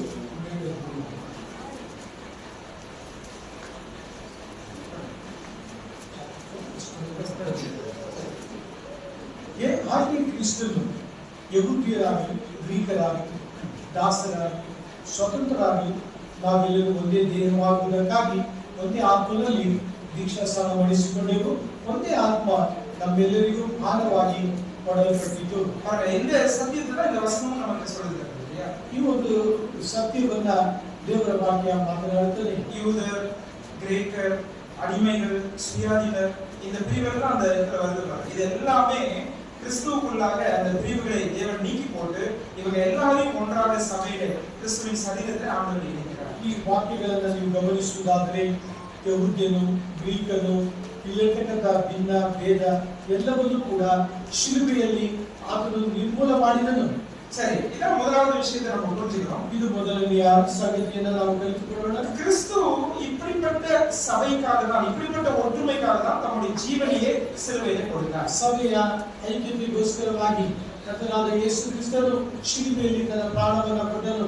இப்படிப்பட்ட ஒரு உயிருள்ள அமைப்பு இந்த பூமியிலே ஸ்தாபிக்கப்பட வேண்டும் என்பதற்காக தான் ஆண்டவர் இயேசு கிறிஸ்து நம்முடைய ரத்தத்தை சிந்தினார். ಈ ಜೀವವುಳ್ಳ ಸಭೆ ಈ ರೀತಿಯಾಗಿ ಈ ಲೋಕದಲ್ಲಿ ಕಂಡು ಬರಬೇಕೆಂಬುದಕ್ಕೋಸ್ಕರ ಕರ್ತನು ತನ್ನ ಪ್ರಾಣವನ್ನು ಶಿಲುಬೆಯಲ್ಲಿ ಕೊಟ್ಟನು. சரி, சபைக்கு எவ்வளவு முக்கியத்துவம் கொடுக்கிறாரு? ಸಭೆಗೆ ದೇವರು ಎಷ್ಟು ಪ್ರಾಮುಖ್ಯತೆಯನ್ನು ಕೊಡುತ್ತಿದ್ದಾನೆ. அவர் நம்முடைய ஜீவனையே சபைக்காக கொடுத்தார். ತನ್ನ ಪ್ರಾಣವನ್ನೇ ಸಭೆಗೆ ಕೊಟ್ಟನು. இன்றைக்கு அவருடைய ஆத்தும வருத்தத்தின் பலனை கண்டு அவர் திருப்தி அடைகிறார். ಈ ದಿನ ಅವನ ಆತ್ಮೀಯ ಫಲಗಳನ್ನು ಕಂಡು ತೃಪ್ತಿಗೊಂಡಿದ್ದಾನೆ. பாருங்க, நாம தான் அந்த ஆத்தும வருத்தத்தின் பலன் இல்லையா? ನಾವೇ ಆ ಫಲಗಳು. சபையை வந்து அவருடைய மனசுல வச்சுட்டு தான் எபிரேயர்ல வாசிக்கிறோம். அந்த சந்தோஷத்தின் பொருட்டு இல்லையா, நமக்கு முன்வைத்த அந்த சந்தோஷத்தின் பொருட்டு ಇಬ್ರಿಯ ಪತ್ರಿಕೆಯಲ್ಲಿ ನಾವು ಓದುತ್ತೇವೆ, ತನಗೆ ಮುಟ್ಟಿಟ್ಟಿರತಕ್ಕಂತ ಆ ಸಂತೋಷದ ನಿಮಿತ್ತವಾಗಿ ಎಂಬುದಾಗಿ. அப்ப இப்படிப்பட்ட கூடுகையை ஆண்டவர் இந்த பூமியில பார்க்கும்போது அதிக மகிழ்ச்சி உள்ளவராக இருக்கிறார். ಈ ರೀತಿಯಾದಂತಹ ಒಂದು ಐಕ್ಯತೆಯನ್ನ ಕರ್ತನು ನೋಡುವಾಗ ಆತನು ಸಂತೋಷಿಸುತ್ತಾನೆ. இயேசு கிறிஸ்து திருப்தி உள்ளவராக இருக்கிறார். ಕರ್ತನಾದ ಯೇಸು ಕ್ರಿಸ್ತನು ತೃಪ್ತಿಯಿಂದ ಇದ್ದಾನೆ. ஏன்னா அவர் பாடுபட்டு ரத்தம் சிந்தி மரித்து உயிர்த்தெழுந்தது இப்படிப்பட்ட கூட்டத்தை இந்த பூமியில பார்க்க வேண்டும் என்பதற்காக. ಯಾಕೆಂದರೆ ಆತನು ಬಾಧೆ ಹೊಂದಿ ಶ್ರಮೆಪಟ್ಟು ಪ್ರಾಣ ಕೊಟ್ಟಿದ್ದು ಈ ಲೋಕದಲ್ಲಿ ಈ ರೀತಿಯಾದ ಐಕ್ಯತೆಯನ್ನ ಸಭೆಯಲ್ಲಿ ಕಾಣುವುದಕ್ಕೋಸ್ಕರ. கிறிஸ்துவின் மரணத்தின் மூலமாய் ಕರ್ತನಾದ ಯೇಸು ಕ್ರಿಸ್ತನ ಮರಣದ ಮೂಲಕ நம்மை பிதாவோடு தேவன் ஒப்புரவாக்கியிருக்கிறார். ದೇವರು ಕರ್ತನಾದ ಯೇಸು ಕ್ರಿಸ್ತನು ತಂದೆಯಾದ ದೇವರ ಜೊತೆಗೆ ಸಂಧಾನ ಮಾಡಿದ್ದಾನೆ. நம்மை ஒருவரோடு ஒருவர் ஒப்புரவாக்கியிருக்கிறார். ನಮ್ಮನ್ನು ಒಬ್ಬರು ಇನ್ನೊಬ್ಬರ ಜೊತೆಗೆ ಸಂಧಾನ ಮಾಡಿದ್ದಾನೆ. நம்ம ஆண்டவருடைய எதிர்பார்ப்பே இப்படிப்பட்ட ஒற்றுமையை நாம் காத்து தொடர்ந்து முன்னேறி செல்ல வேண்டும் என்பதுதான். ಕರ್ತನ ಒಂದು ಎದುರು ನೋಡುವಿಕೆ ಏನೆಂಬುದಾಗಿ ನೋಡುವಾಗ ಈ ಐಕ್ಯತೆಯಲ್ಲಿ ನಾವು ಮುಂದಕ್ಕೆ ಸಾಗಬೇಕೆಂದು, இந்த ஒற்றுமைக்காக ஐக்கியத்துக்காக இயேசு கிறிஸ்து தம்முடைய ஜீவனையே கொடுத்திருப்பார் என்று சொன்னால், ಈ ಒಂದು ಐಕ್ಯತೆಗೋಸ್ಕರ ಕರ್ತನಾದ ಯೇಸು ಕ್ರಿಸ್ತನು ತನ್ನ ಜೀವವನ್ನೇ ಕೊಟ್ಟನೆಂಬುದಾಗಿ ಹೇಳುವಾಗ அந்த ஒற்றுமை ஐக்கியத்தை நாம் தொடர்ந்து காத்து முன்னேறி செல்ல வேண்டும் ನಾವು என்பது தேவனுடைய விருப்பம். ಐಕ್ಯತೆಯನ್ನ ಆ ಒಂದು ಬಾಂಧವ್ಯವನ್ನ ನಾವು ಕಾಪಾಡಿಕೊಂಡು ಮುಂದಕ್ಕೆ ಹೋಗಬೇಕು. சரி, தொடர்ந்து சபைக்கு என்ன முக்கியத்துவத்தை ஆண்டவர் கொடுக்கிறார் பாருங்க. ಬಿಡದೆ ಕರ್ತನು ಸಭೆಗೆ ಯಾವ ಪ್ರಾಮುಖ್ಯತೆಯನ್ನು ಕೊಡುತ್ತಿದ್ದಾರೆ ಎಂದು ಗಮನಿಸೋಣ. எபேசியர் 3ஆம் அதிகாரத்துக்கு வாங்க. ಎಫೆಸ ಪತ್ರಿಕೆ 3ನೇ ಅಧ್ಯಾಯ 4வது அதுல நாம 10வது வசனத்தை வாசிக்கும் போது 10ನೇ ವಾಕ್ಯವನ್ನು ಓದುವಾಗ 9:10 அத நம்ம கமெண்ட்ல பாருங்க. 9:10 தேவன் நம்முடைய கர்த்தராகிய கிறிஸ்து இயேசுவுக்குள் கொண்டிருந்த அநாதி தீர்மானத்தின்படியே உன்னதங்களில் உள்ள துரைத்தனங்களுக்கும் அதிகாரங்களுக்கும் அவருடைய அனந்த ஞானமானது சபையின் மூலமாய் இப்பொழுது தெரிய வரும் பொருட்டாக. ஓகே,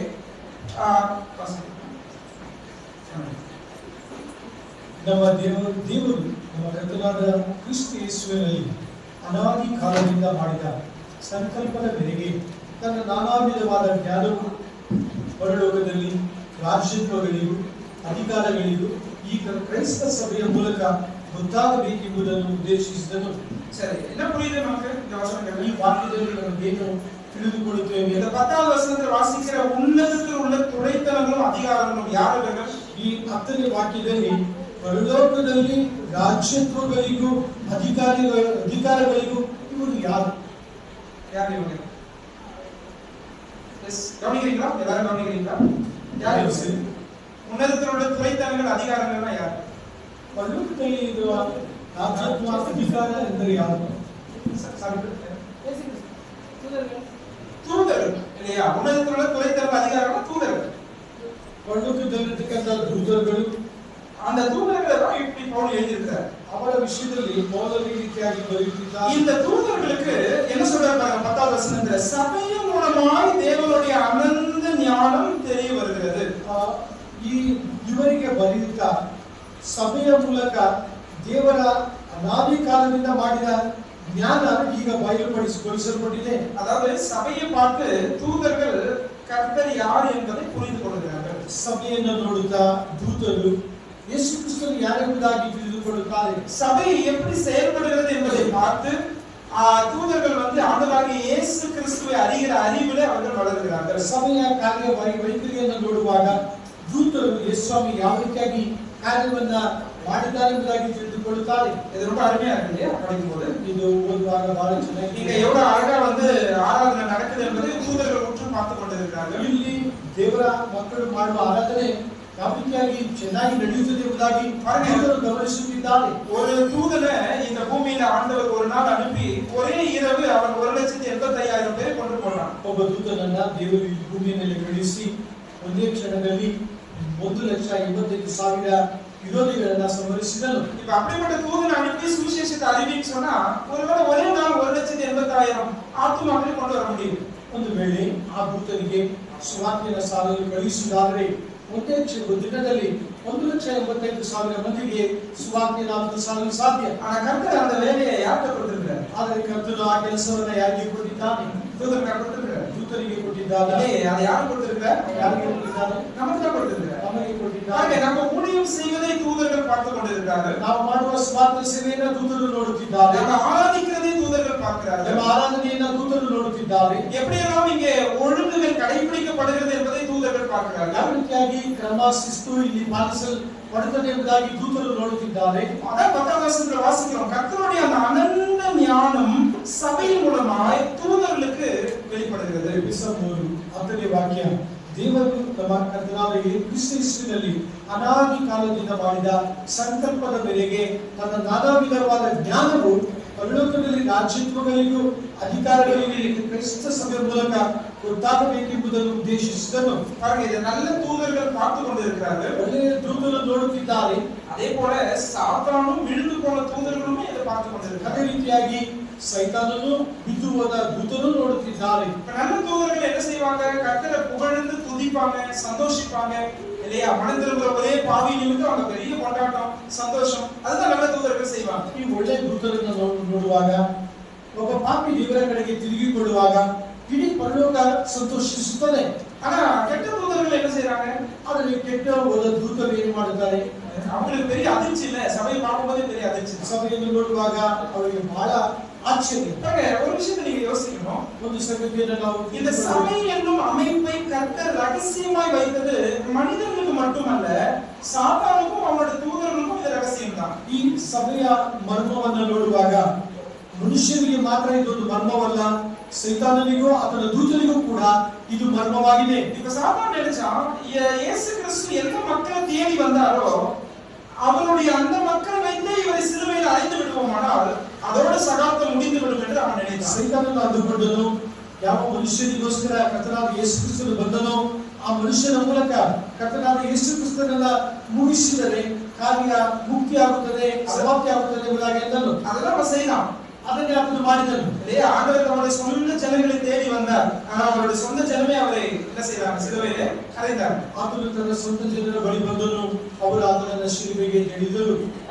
அதுல பிசாசு வெற்றி கொண்டான். ಸೈತಾನನು ಅದರ ಮೇಲೆ ಜಯ ಹೊಂದಿದನು. ஆனால் அதுவே அவனுக்கு ஒரு மரண அடியா இருக்கும்னு அவன் நினைச்சு பார்க்கல. ಆದರೆ ಆ ಒಂದು ಆಘಾತ ಮರಣದ ಒಂದು ಏಟಾಗಿ ಆತನಿಗೆ ಪರಿಣಮಿಸಿರುವುದಾಗಿ ಅವನಿಗೆ ತಿಳಿದಿರಲಿಲ್ಲ. கர்த்தராகிய இயேசு கிறிஸ்து வேத வாக்கின்படி 3ஆம் நாள் உயிரோடு கூட எழுந்தார். ಕರ್ತನಾದ ಯೇಸು ಕ್ರಿಸ್ತನು ದೇವರ ವಾಕ್ಯದ ಪ್ರಕಾರ 3ನೇ ದಿನ ಜೀವಂತವಾಗಿದ್ದು அவருடைய உயிர்த்தெழுதலுக்கு பிறகு 50வது நாளிலே சபை என்னும் அந்த அமைப்பு இந்த பூமியிலே ஆரம்பிக்கப்பட்டது. ಅವನ ಪುನರುತ್ಥಾನದ ನಂತರ 50ನೇ ದಿನ ಸಭೆ ಸ್ಥಾಪಿಸಲ್ಪಟ್ಟಿತು. இதை பார்க்கும்போது அவனுக்கு பெரிய அதிர்ச்சியா இருந்தது. ಇದನ್ನು ಅವನು ನೋಡುವಾಗ ಅವನಿಗೆ ಬಹಳ ದೊಡ್ಡ ಆಘಾತವಾಗಿತ್ತು.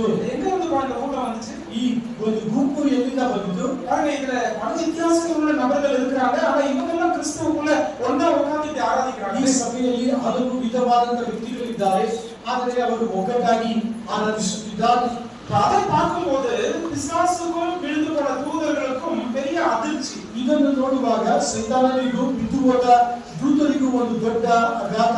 அதனால எப்பொழுதும் இந்த சபையை கெடுக்க வேண்டும் என்பதுதான் அவனுடைய முயற்சி. ಆದ ಕಾರಣ ಯಾವಾಗಲೂ ಸಭೆಯನ್ನ ಕೆಡಿಸಬೇಕೆಂಬುದಾಗಿ ಅವನು ಪ್ರಯತ್ನಿಸುತ್ತಾನೆ. ஒற்றுமை கெடுக்கணும், ಐಕ್ಯತೆಯನ್ನ ಮುರಿಯಬೇಕು, சபை ஐக்கியத்தை உடைக்கணும், ಸಭೆಯ ಒಂದು ಐಕ್ಯತೆಯನ್ನ ಮುರಿಯಬೇಕು, சபையில பிரிவினைகளை கொண்டு வர வேண்டும், ಸಭೆಯಲ್ಲಿ ಭೇದಗಳನ್ನ ತರಬೇಕು, சபையினுடைய சாட்சியை சமுதாயத்திலே கெடுக்க வேண்டும், ಸಭೆಯ ಸಾಕ್ಷಿಯನ್ನ ಸಮಾಜದಲ್ಲಿ ಗೆಲ್ಲಿಸಬೇಕು, சபை ஊழியம் செய்யக்கூடாது, ಸಭೆ ಸೇವೆಯನ್ನ ಮಾಡಬಾರದು, இல்லையா?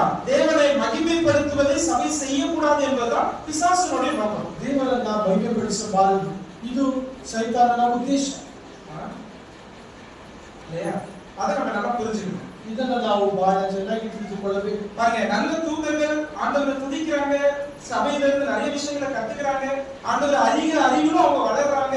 இதெல்லாம் நல்ல தூதர்கள் செய்து கொண்டிருக்கிறாங்க. ಒಳ್ಳೆಯ ದೂತರು ಕರ್ತನಿಂದ ಒಳ್ಳೆಯದನ್ನ ಕಲಿಯುತ್ತಾರೆ, ಸಭೆಯಲ್ಲಿ ಅದನ್ನು ಪ್ರೋತ್ಸಾಹಿಸುತ್ತಾರೆ. ஆனா சாத்தானும் அவனுடைய தூதர்களும் சபையை உடைக்க வேண்டும், கெடுக்க வேண்டும் என்று சொல்லி முயற்சி செய்கிறார். ಆದರೆ ಸೈತಾನನು ಆತನ ದೂತರು ಸಭೆಯ ಒಳ್ಳೆಯ ಕಾರ್ಯಗಳನ್ನು ಮುರಿಯುವಂತೆ ಬಯಸುತ್ತಾರೆ. திருமணத்தை இதை நம்ம படிக்கும் பொழுது நாம ஆண்டவருடைய பக்கத்திலே இருந்து சபையினுடைய ஒற்றுமையை காத்து, அதே போல தேவன் எதிர்பார்க்கிற விதத்திலே சபை செயல்பட வேண்டும் என்று சொல்லி நாமும் செயல்பட்டு அவரை மகிமைப்படுத்துவது அவசியமானது. ಈಗ ಸೋದರ ಸೋದರಿಯರೇ, ನಾವು ದೇವರ ಸಂಗಡ ಇರೋಣ. ದೇವರು ಮಾಡುವಂತಹ ಕಾರ್ಯಗಳಲ್ಲಿ ನಾವು ಅದರ ಜೊತೆಗಿದ್ದು ಸಭೆಯ ಅಭಿವೃದ್ಧಿಯ ಮಹಿಮೆಯನ್ನು ಕಾಣೋಣ. சபை எவ்வளவு முக்கியமானது? ಸಭೆ ಎಷ್ಟೊಂದು ಪ್ರಾಮುಖ್ಯ. கிறிஸ்து சபைக்காக மரித்தார். ಕರ್ತನು ಸಭೆಗೋಸ್ಕರ இரண்டாவதாக தூதர்கள் சபையின் மூலமாய் தேவனை அறிந்து கொள்கிறார்கள். ದೂತರು ಸಭೆಯ ಮೂಲಕ ದೇವರನ್ನ ಅರ್ಥ ಮಾಡಿಕೊಳ್ಳುತ್ತಾರೆ. மூன்றாவதாக பாருங்க, ಮೂರನೇದಾಗಿ ನೋಡಿ, சபை எவ்வளவு முக்கியமானது ஆண்டவருக்கு அப்படின்றத பார்க்கிறோம். ಸಭೆ ದೇವರಿಗೆ ಎಷ್ಟೊಂದು ಮುಖ್ಯ ಎಂಬುದಾಗಿ ನೋಡೋಣ. யோவான் 17ஆம் அதிகாரத்துக்கு வாங்க. ಯೋವಾನ 17ನೇ ಅಧ್ಯಾಯ அதோட 24வது வசனத்தை பாருங்க. 17:24. பிதாவே, உலக தோற்றத்துக்கு முன் நீர் என்னில் அன்பாயிருந்தபடியினால் நீர் எனக்கு தந்த என்னுடைய மகிமையை நீர் எனக்கு தந்தவர்கள் காணும்படியாக நான் எங்கே இருக்கிறேனோ அங்கே அவர்களும் என்னுடைய கூட இருக்க விரும்புகிறேன். ரொம்ப அருமையான ஜெபம். ஆண்டவர் இயேசு நாமம் இங்க செய்த ஜெபம். ಕರ್ತನಾದ ಯೇಸು ಕ್ರಿಸ್ತನು ಮಾಡಿದಂತ ಅದ್ಭುತವಾದ ಪ್ರಾರ್ಥನೆ. அந்த சிலுவையில அவர் மரிப்பதற்கு முந்தின நாள் பிதாவை நோக்கி அவர் பண்ணும் பிரதான ஆசாரிய ஜெபம் தான் யோவான் 17ஆம் அதிகாரம். ಶಿಲುಬೆಗೆ ಹಾಕಲ್ಪಡುವುದಕ್ಕೆ ಮುಂಚಿತವಾಗಿ ಆತನು ಮಾಡಿದಂತ ಮಹಾಯಾಜಕನ ಪ್ರಾರ್ಥನೆ ಯೋಹಾನ ಬರೆದ ಸುವಾರ್ತೆ 17ನೇ ಅಧ್ಯಾಯ. அவர் என்ன சொல்றாரு பாருங்க அந்த வசனத்துல. ಏನು ಹೇಳ್ತಿದ್ದಾರೆ ಗಮನಿಸಿ. நீர் எனக்கு தந்த அந்த மகிமை இல்லையா, என்னுடைய மகிமையை நீர் எனக்கு தந்தவர்கள் காணும்படியாக நான் எங்கே இருக்கிறேனோ அங்கே அவர்களும் என்னுடனே கூட இருக்க விரும்புகிறேன். ತಂದೆಯೇ, ನೀನು ಯಾವುದು ನನಗೆ ಕೊಟ್ಟಿಯೋ ಅವರು ನಾನಿರುವ ಸ್ಥಳದಲ್ಲಿ ನನ್ನ ಕೂಡ ಇದ್ದುಕೊಂಡು ಲೋಕ ಹುಟ್ಟುವುದಕ್ಕಿಂತ ಮುಂಚೆಯೇ ನೀನು ನನ್ನನ್ನು ಪ್ರೀತಿಸಿ ನನಗೆ ಕೊಟ್ಟಿರುವ ಮಹಿಮೆಯನ್ನು ನೋಡಬೇಕೆಂದು ಇಚ್ಛಿಸುತ್ತೇನೆ. தேவனுடைய விருப்பத்தை பாருங்க. ದೇವರ ಒಂದು ಬಯಕೆಯನ್ನು இந்த சபை என்னும் அமைப்பை நித்தியமாய் தம்மோடு கூட வைத்துக் கொள்ள வேண்டும் என்பது அவருடைய விருப்பமாய். ಈ ಸಭೆಯ ಐಕ್ಯತೆಯನ್ನ ನಿತ್ಯವೂ ಉಳಿಸಿಕೊಳ್ಳಬೇಕೆಂಬುದೇ ಅವರ ಉದ್ದೇಶ. நாம ரட்சிக்கப்பட்டு எப்ப சபையில இணைக்கப்படுறோமோ, நம்ம எப்ப கிறிஸ்துவின் சரீரத்தில் இணைக்கப்படுறோமோ, கிறிஸ்துவுக்கு நமக்கும் உள்ள பந்தம் அது நித்தியமானதா இருக்கிறது. ನೀವು ನಾನು ರಕ್ಷಣೆ ಹೊಂದಿದಾಗ, ಸಭೆಯಲ್ಲಿ ಸೇರಿಸಲ್ಪಟ್ಟಾಗ ನಮ್ಮ ಒಂದು ದೇವರ ಜೊತೆಗೆ ಇರತಕ್ಕಂತ ಬಾಂಧವ್ಯ ನಿತ್ಯವಾದುದು. நான் சில நேரத்தில் இப்படி நினைக்கிறது உண்டு. ನಾನು ಕೆಲವು ಸಮಯಗಳಲ್ಲಿ ಈ ರೀತಿಯಾಗಿ ಯೋಚಿಸುತ್ತೇನೆ. இந்த பூமியில கர்த்தர் ஸ்தாபித்த மற்ற அமைப்புகளும் இருக்கிறது. ಈ ಲೋಕದಲ್ಲಿ ಕರ್ತನು ಸ್ಥಾಪಿಸಿದ ಉಳಿದ ಸಂಘಟನೆಗಳು ಉಂಟು. என்னென்ன அமைப்புகள் இருக்கு? ಯಾವ ಸಂಘಟನೆಗಳು? குடும்ப, அரசாங்கம், ಎದುರಾದ அவர் ஸ்தாபிக்க போகிற 1000 வருட அரசாட்சி, ராஜ்யம், ಮುಂದಿನ ದಿನಗಳಲ್ಲಿ 1000 ವರ್ಷದ ರಾಜ್ಯ. நான் சொல்றது நல்லா கவனிங்க. ನಾನು ಹೇಳುವ ಮಾತುಗಳನ್ನು இந்த ಗಮನಿಸಿ. அமைப்புகள் எல்லாமே நித்தியமாய் தொடர போகிறது என்று நான் சொல்ல முடியாது. ಈ ಎಲ್ಲ ಒಂದು ಸಂಸ್ಥೆಗಳು ನಿತ್ಯ ಕಾಲಕ್ಕೂ ಕಾರ್ಯನಿರ್ವಹಿಸುತ್ತದೆ ಎಂಬುದಾಗಿ ಹೇಳಲು ಸಾಧ್ಯವಿಲ್ಲ. பாருங்க, நான் என் மனைவியோட எப்படி இந்த உறவு வச்சிருக்கிறோம் அதே உறவு நித்தியத்துல தொடராது. ನಾನು ನನ್ನ ಸತಿಮಣಿಯ ಜೊತೆಗೆ ಹೊಂದಿರತಕ್ಕಂತ ಒಂದು ಸಂಬಂಧ ನಿತ್ಯದಲ್ಲೂ ಕೂಡ ನಡೆಯುತ್ತದೆ, ಜರುಗುತ್ತದೆ ಎಂಬುದಾಗಿ ಹೇಳಲು ಸಾಧ್ಯವಿಲ್ಲ. அதே போல அரசாங்கம், ராஜ்யம் இந்த பூமியோட முடிந்து போகும். ಅದೇ ರೀತಿಯಾಗಿ ಈ ಲೋಕದ ಸರ್ಕಾರ ಮತ್ತು ಶಾಸಕಾಂಗ ಸಂವಿಧಾನ ಈ ಲೋಕಕ್ಕೆ ಅಂತ್ಯವಾಗುತ್ತದೆ. ஆனால் சபைக்கு கிடைத்த பாக்கியத்தை பாருங்கள். ಆದರೆ ಸಭೆಗೆ ದೊರಕಿದ ಆ ಒಂದು ನಿತ್ಯತೆಯನ್ನು ನೋಡಿರಿ. நித்தியமாய் கிறிஸ்துவோடு கூட யுகாயுகமாய் முடிவில்லாத நிலைமையிலே அவரோடு கூட என்னென்றைக்கும் இருக்க போகிற சாக்கியம் சபை என்னும் அமைப்புக்கு கிடைக்கிறது. ನಿತ್ಯತ್ವಕ್ಕೂ ಯುಗ ಯುಗಗಳಲ್ಲಿಯೂ ಸಭೆ ಮತ್ತು ಕರ್ತನ ಜೊತೆಗೆ ಇರುವಂತ ಬಾಂಧವ್ಯ ನಿಲ್ಲದೆ ಸಾಗುತ್ತದೆ. 1 தெசலோனிக்கர் 4ஆம் அதிகாரத்தில் இதே உண்மையை சுட்டி காண்பிக்கும் ஒரு பதத்தை நாம் பார்க்கிறோம். 1 தெசಲೋನಿಕ 4ನೇ ಅಧ್ಯಾಯದಲ್ಲಿ ಈ ವಾಕ್ಯಕ್ಕೆ ಒತ್ತು ಕೊಡುವುದನ್ನು ನೋಡುತ್ತೇವೆ. அதனுடைய 17வது வசனத்தோடைய கடைசி சரி ஆரம்பத்திலிருந்தே வாசிக்கலாம். பின்பு உயிரோடு இருக்கும் நாமும் கர்த்தருக்கு எதிர்கொண்டு போக மேகங்கள் மேல் அவர்களோட கூட ஆகாயத்தில் எடுத்துக்கொள்ளப்பட்டு இவ்விதமாய் எப்பொழுதும் கர்த்தருடனே கூட இருப்போம்.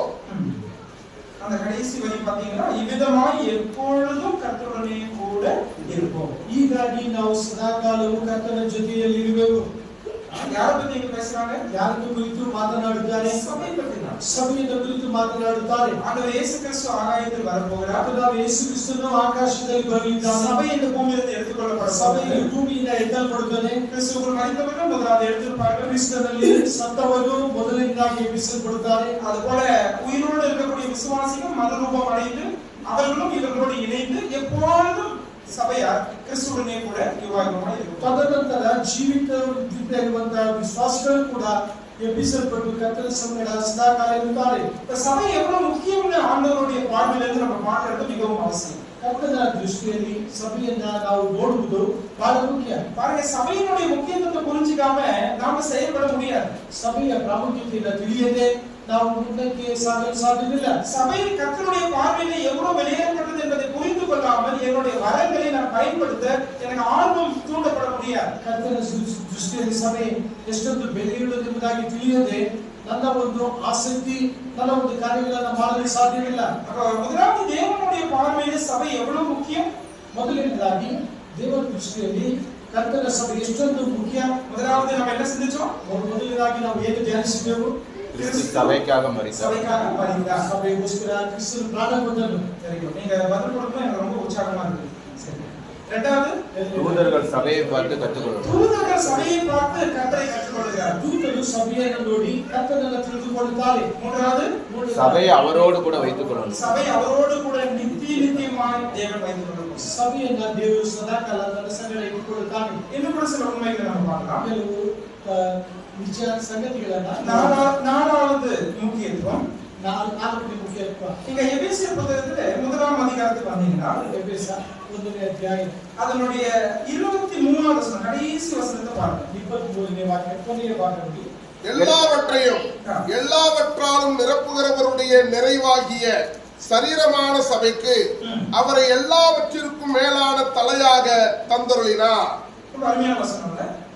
ಬಹಳ ಅದ್ಭುತವಾದ ವಾಕ್ಯವಲ್ಲವ? எல்லாவற்றையும் நிரப்புகிறவர் கிறிஸ்து, ಎಲ್ಲವನ್ನ ವ್ಯಾಪಿಸುವಾತನು ಕ್ರಿಸ್ತನು.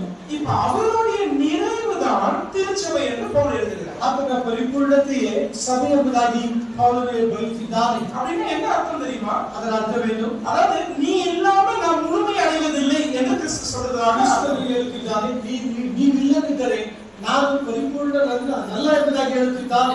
இதை யோசிக்கிறதே கொஞ்சம் கடினமா தான் இருக்கு. ನಾವು ಚಿಂತನೆ ಮಾಡುವುದೇ ಕಷ್ಟಕರವಾಗಿದೆ. இயேசு கிறிஸ்து எந்த குறையும் கிடையாது. அவர் 100% நிறைவுள்ளவர். ಯೇಸು ಕ್ರಿಸ್ತನಲ್ಲಿ ಯಾವುದೇ ವಿಧವಾದಂತಹ ನ್ಯೂನತೆಗಳು ಇಲ್ಲ.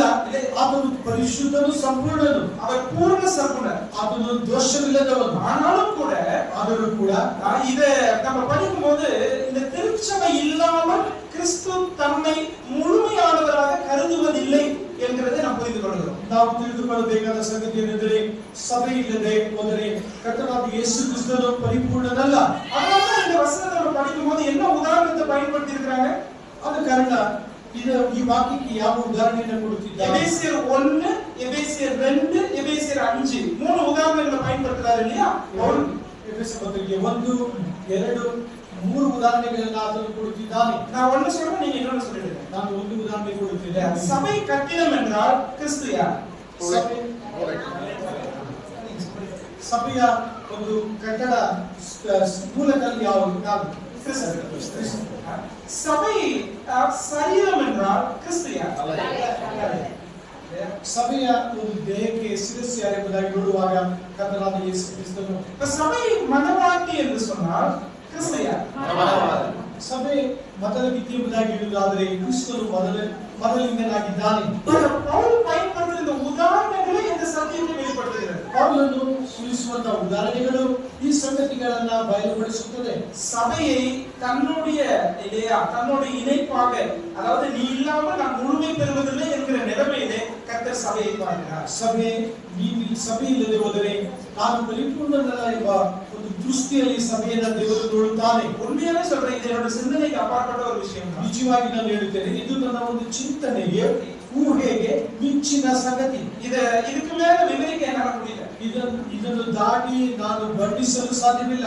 ஒருவேளை தமஸ்குக்கு போற வழியில சவுல் இல்லையா, பவுல ஆண்டவர் தொடர்றாரு இல்லையா, ದಮಸ್ಕ ಮಾರ್ಗದಲ್ಲಿ ಸೌಲನನ್ನ ಕರ್ತನು ಭೇಟಿಯಾದನು. இப்ப பவுல பார்த்து ஆண்டவர் கேட்கும்போது என்ன கேள்வி கேட்கிறாரு? ಸೌಲನನ್ನ ಕರ್ತನು ಪ್ರಶ್ನಿಸಿದಾಗ ಏನೆಂಬುದಾಗಿ ಪ್ರಶ್ನಿಸಿದನು? சவுலே சவுலே முள்ளில் உதைக்கிறது உனக்கு கடினமா? அதுக்கு முன்னாடி நீ ஏன் என்னை துன்பப்படுத்துகிறாய்? நீ ಯಾಕೆ ಹಿಂಸೆ ಪಡಿಸುತ್ತಿ? சபையை தானே துன்பப்படுத்தினாரு ಪೌಲನು ಸಭೆಯನ್ನು ಹಿಂಸೆ ಪಡಿಸಿದ. சபை கிறிஸ்து துன்பப்படுத்தினாரா? சபை துன்பப்படுத்தினாரா? ಸಭೆಯನ್ನು ಹಿಂಸೆ ಪಡಿಸಿದ. சபையை துன்பப்படுத்தினார். ಸಭೆಯನ್ನು ஆண்டவர் கேட்கும்போது எப்படி கேட்கிறாரு? அவர் கர்த்தನು ಮಾತನಾಡುವಾಗ ಯಾವ ರೀತಿಯಾಗಿ நீ ஏன் சபையை துன்பப்படுத்தினாய் என்று கேட்கவில்லை. ಸಭೆಯನ್ನು ಯಾಕೆ ಹಿಂಸೆ ಪಡಿಸಿದೆ ಎಂಬುದಾಗಿ ಕೇಳಲಿಲ್ಲ. நீ ஏன் என்னை துன்பப்படுத்தினாய், ನನ್ನನ್ನು ಯಾಕೆ ಹಿಂಸೆ ಪಡಿಸಿದೆ ಎಂಬುದಾಗಿ ಕೇಳಿದನು. தேவ பிள்ளைகள் படுகிற பாடுகள் தமக்கே வருவதாக ஆண்டவர் பார்க்கிறார். ದೇವರ ಮಕ್ಕಳು ಹೊಂದುವಂತ ಶ್ರಮೆಗಳು ತಾನು ಅನುಭವಿಸುವ ಹಾಗೆ ಮಾತನಾಡುತ್ತಿದ್ದಾನೆ. இதோட அருமையா இருக்கு. ಎಷ್ಟು ಸುಂದರವಾಗಿದೆಯಲ್ಲ. இதுதான் சபைக்கு ஆண்டவர் கொடுக்கிற முக்கியத்துவம். ಇದು ಸಭೆಗೆ ದೇವರು ಕೊಡುವಂತ ಪ್ರಾಮುಖ್ಯತೆ. சபைக்காக கிறிஸ்து மரித்தார். ಸಭೆಗೋಸ್ಕರ ಕ್ರಿಸ್ತನು ಪ್ರಾಣ ಕೊಟ್ಟನು. சபையை கொண்டு தூதர்களை கிறிஸ்து படிப்பிக்கிறார். ಸಭೆಯ ಮೂಲಕ ದೂತರಿಗೆ ದೇವರು ಸಭೆ ಜ್ಞಾನವನ್ನು ಕೊಡುತ್ತಾನೆ. சபை இல்லாமல் நாம் முழுமை பெறுவதில்லை என்று அவர் கருதுகிறார். ಸಭೆ ಇಲ್ಲದೆ ಹೋದರೆ ತಾನು ಪರಿಪೂರ್ಣನಲ್ಲ ಎಂಬುದಾಗಿ ಹೇಳುತ್ತಿದ್ದಾನೆ. அது மட்டுமல்ல, சபையை நித்தியமாய் தம்மோடு கூட வைத்துக் கொள்ளும். ಸಭೆಯನ್ನ ಸದಾಕಾಲ ಸಂಗಡ ಇಟ್ಟುಕೊಳ್ಳುತ್ತಾನೆ. ஐந்தாவதாக ஆண்டவர் சபை கொடுக்கிற முக்கியத்துவத்தை பாருங்க. ಕರ್ತನು ಸಭೆಗೆ ಕೊಡುವಂತ ಪ್ರಾಮುಖ್ಯತೆ நான் எப்படி சொல்றேன்? ನಾನು ಹೀಗೆ ಹೇಳ್ತೇನೆ. தேவன் தம்மை இந்த பூமிக்கு வெளிப்படுத்த அவர் பயன்படுத்தும் அமைப்பு தான் திருச்சபையாகும். ಕರ್ತನು ಈ ಲೋಕಕ್ಕೆ ತನ್ನನ್ನು ಬಯಲ್ಪಡಿಸುವಂತ ಒಂದು ಸಂಸ್ಥೆ ಸಭೆಯಾಗಿದೆ. சபையை கொண்டு அவருடைய சத்தியங்களை சமுதாயத்திற்கு வெளிப்படுத்துகிறார். ಸಭೆಯ ಮೂಲಕ ತನ್ನ ಸತ್ಯಗಳನ್ನ ಸಮಾಜಕ್ಕೆ ದೇವರು ಬಯಲ್ಪಡಿಸುತ್ತಾನೆ.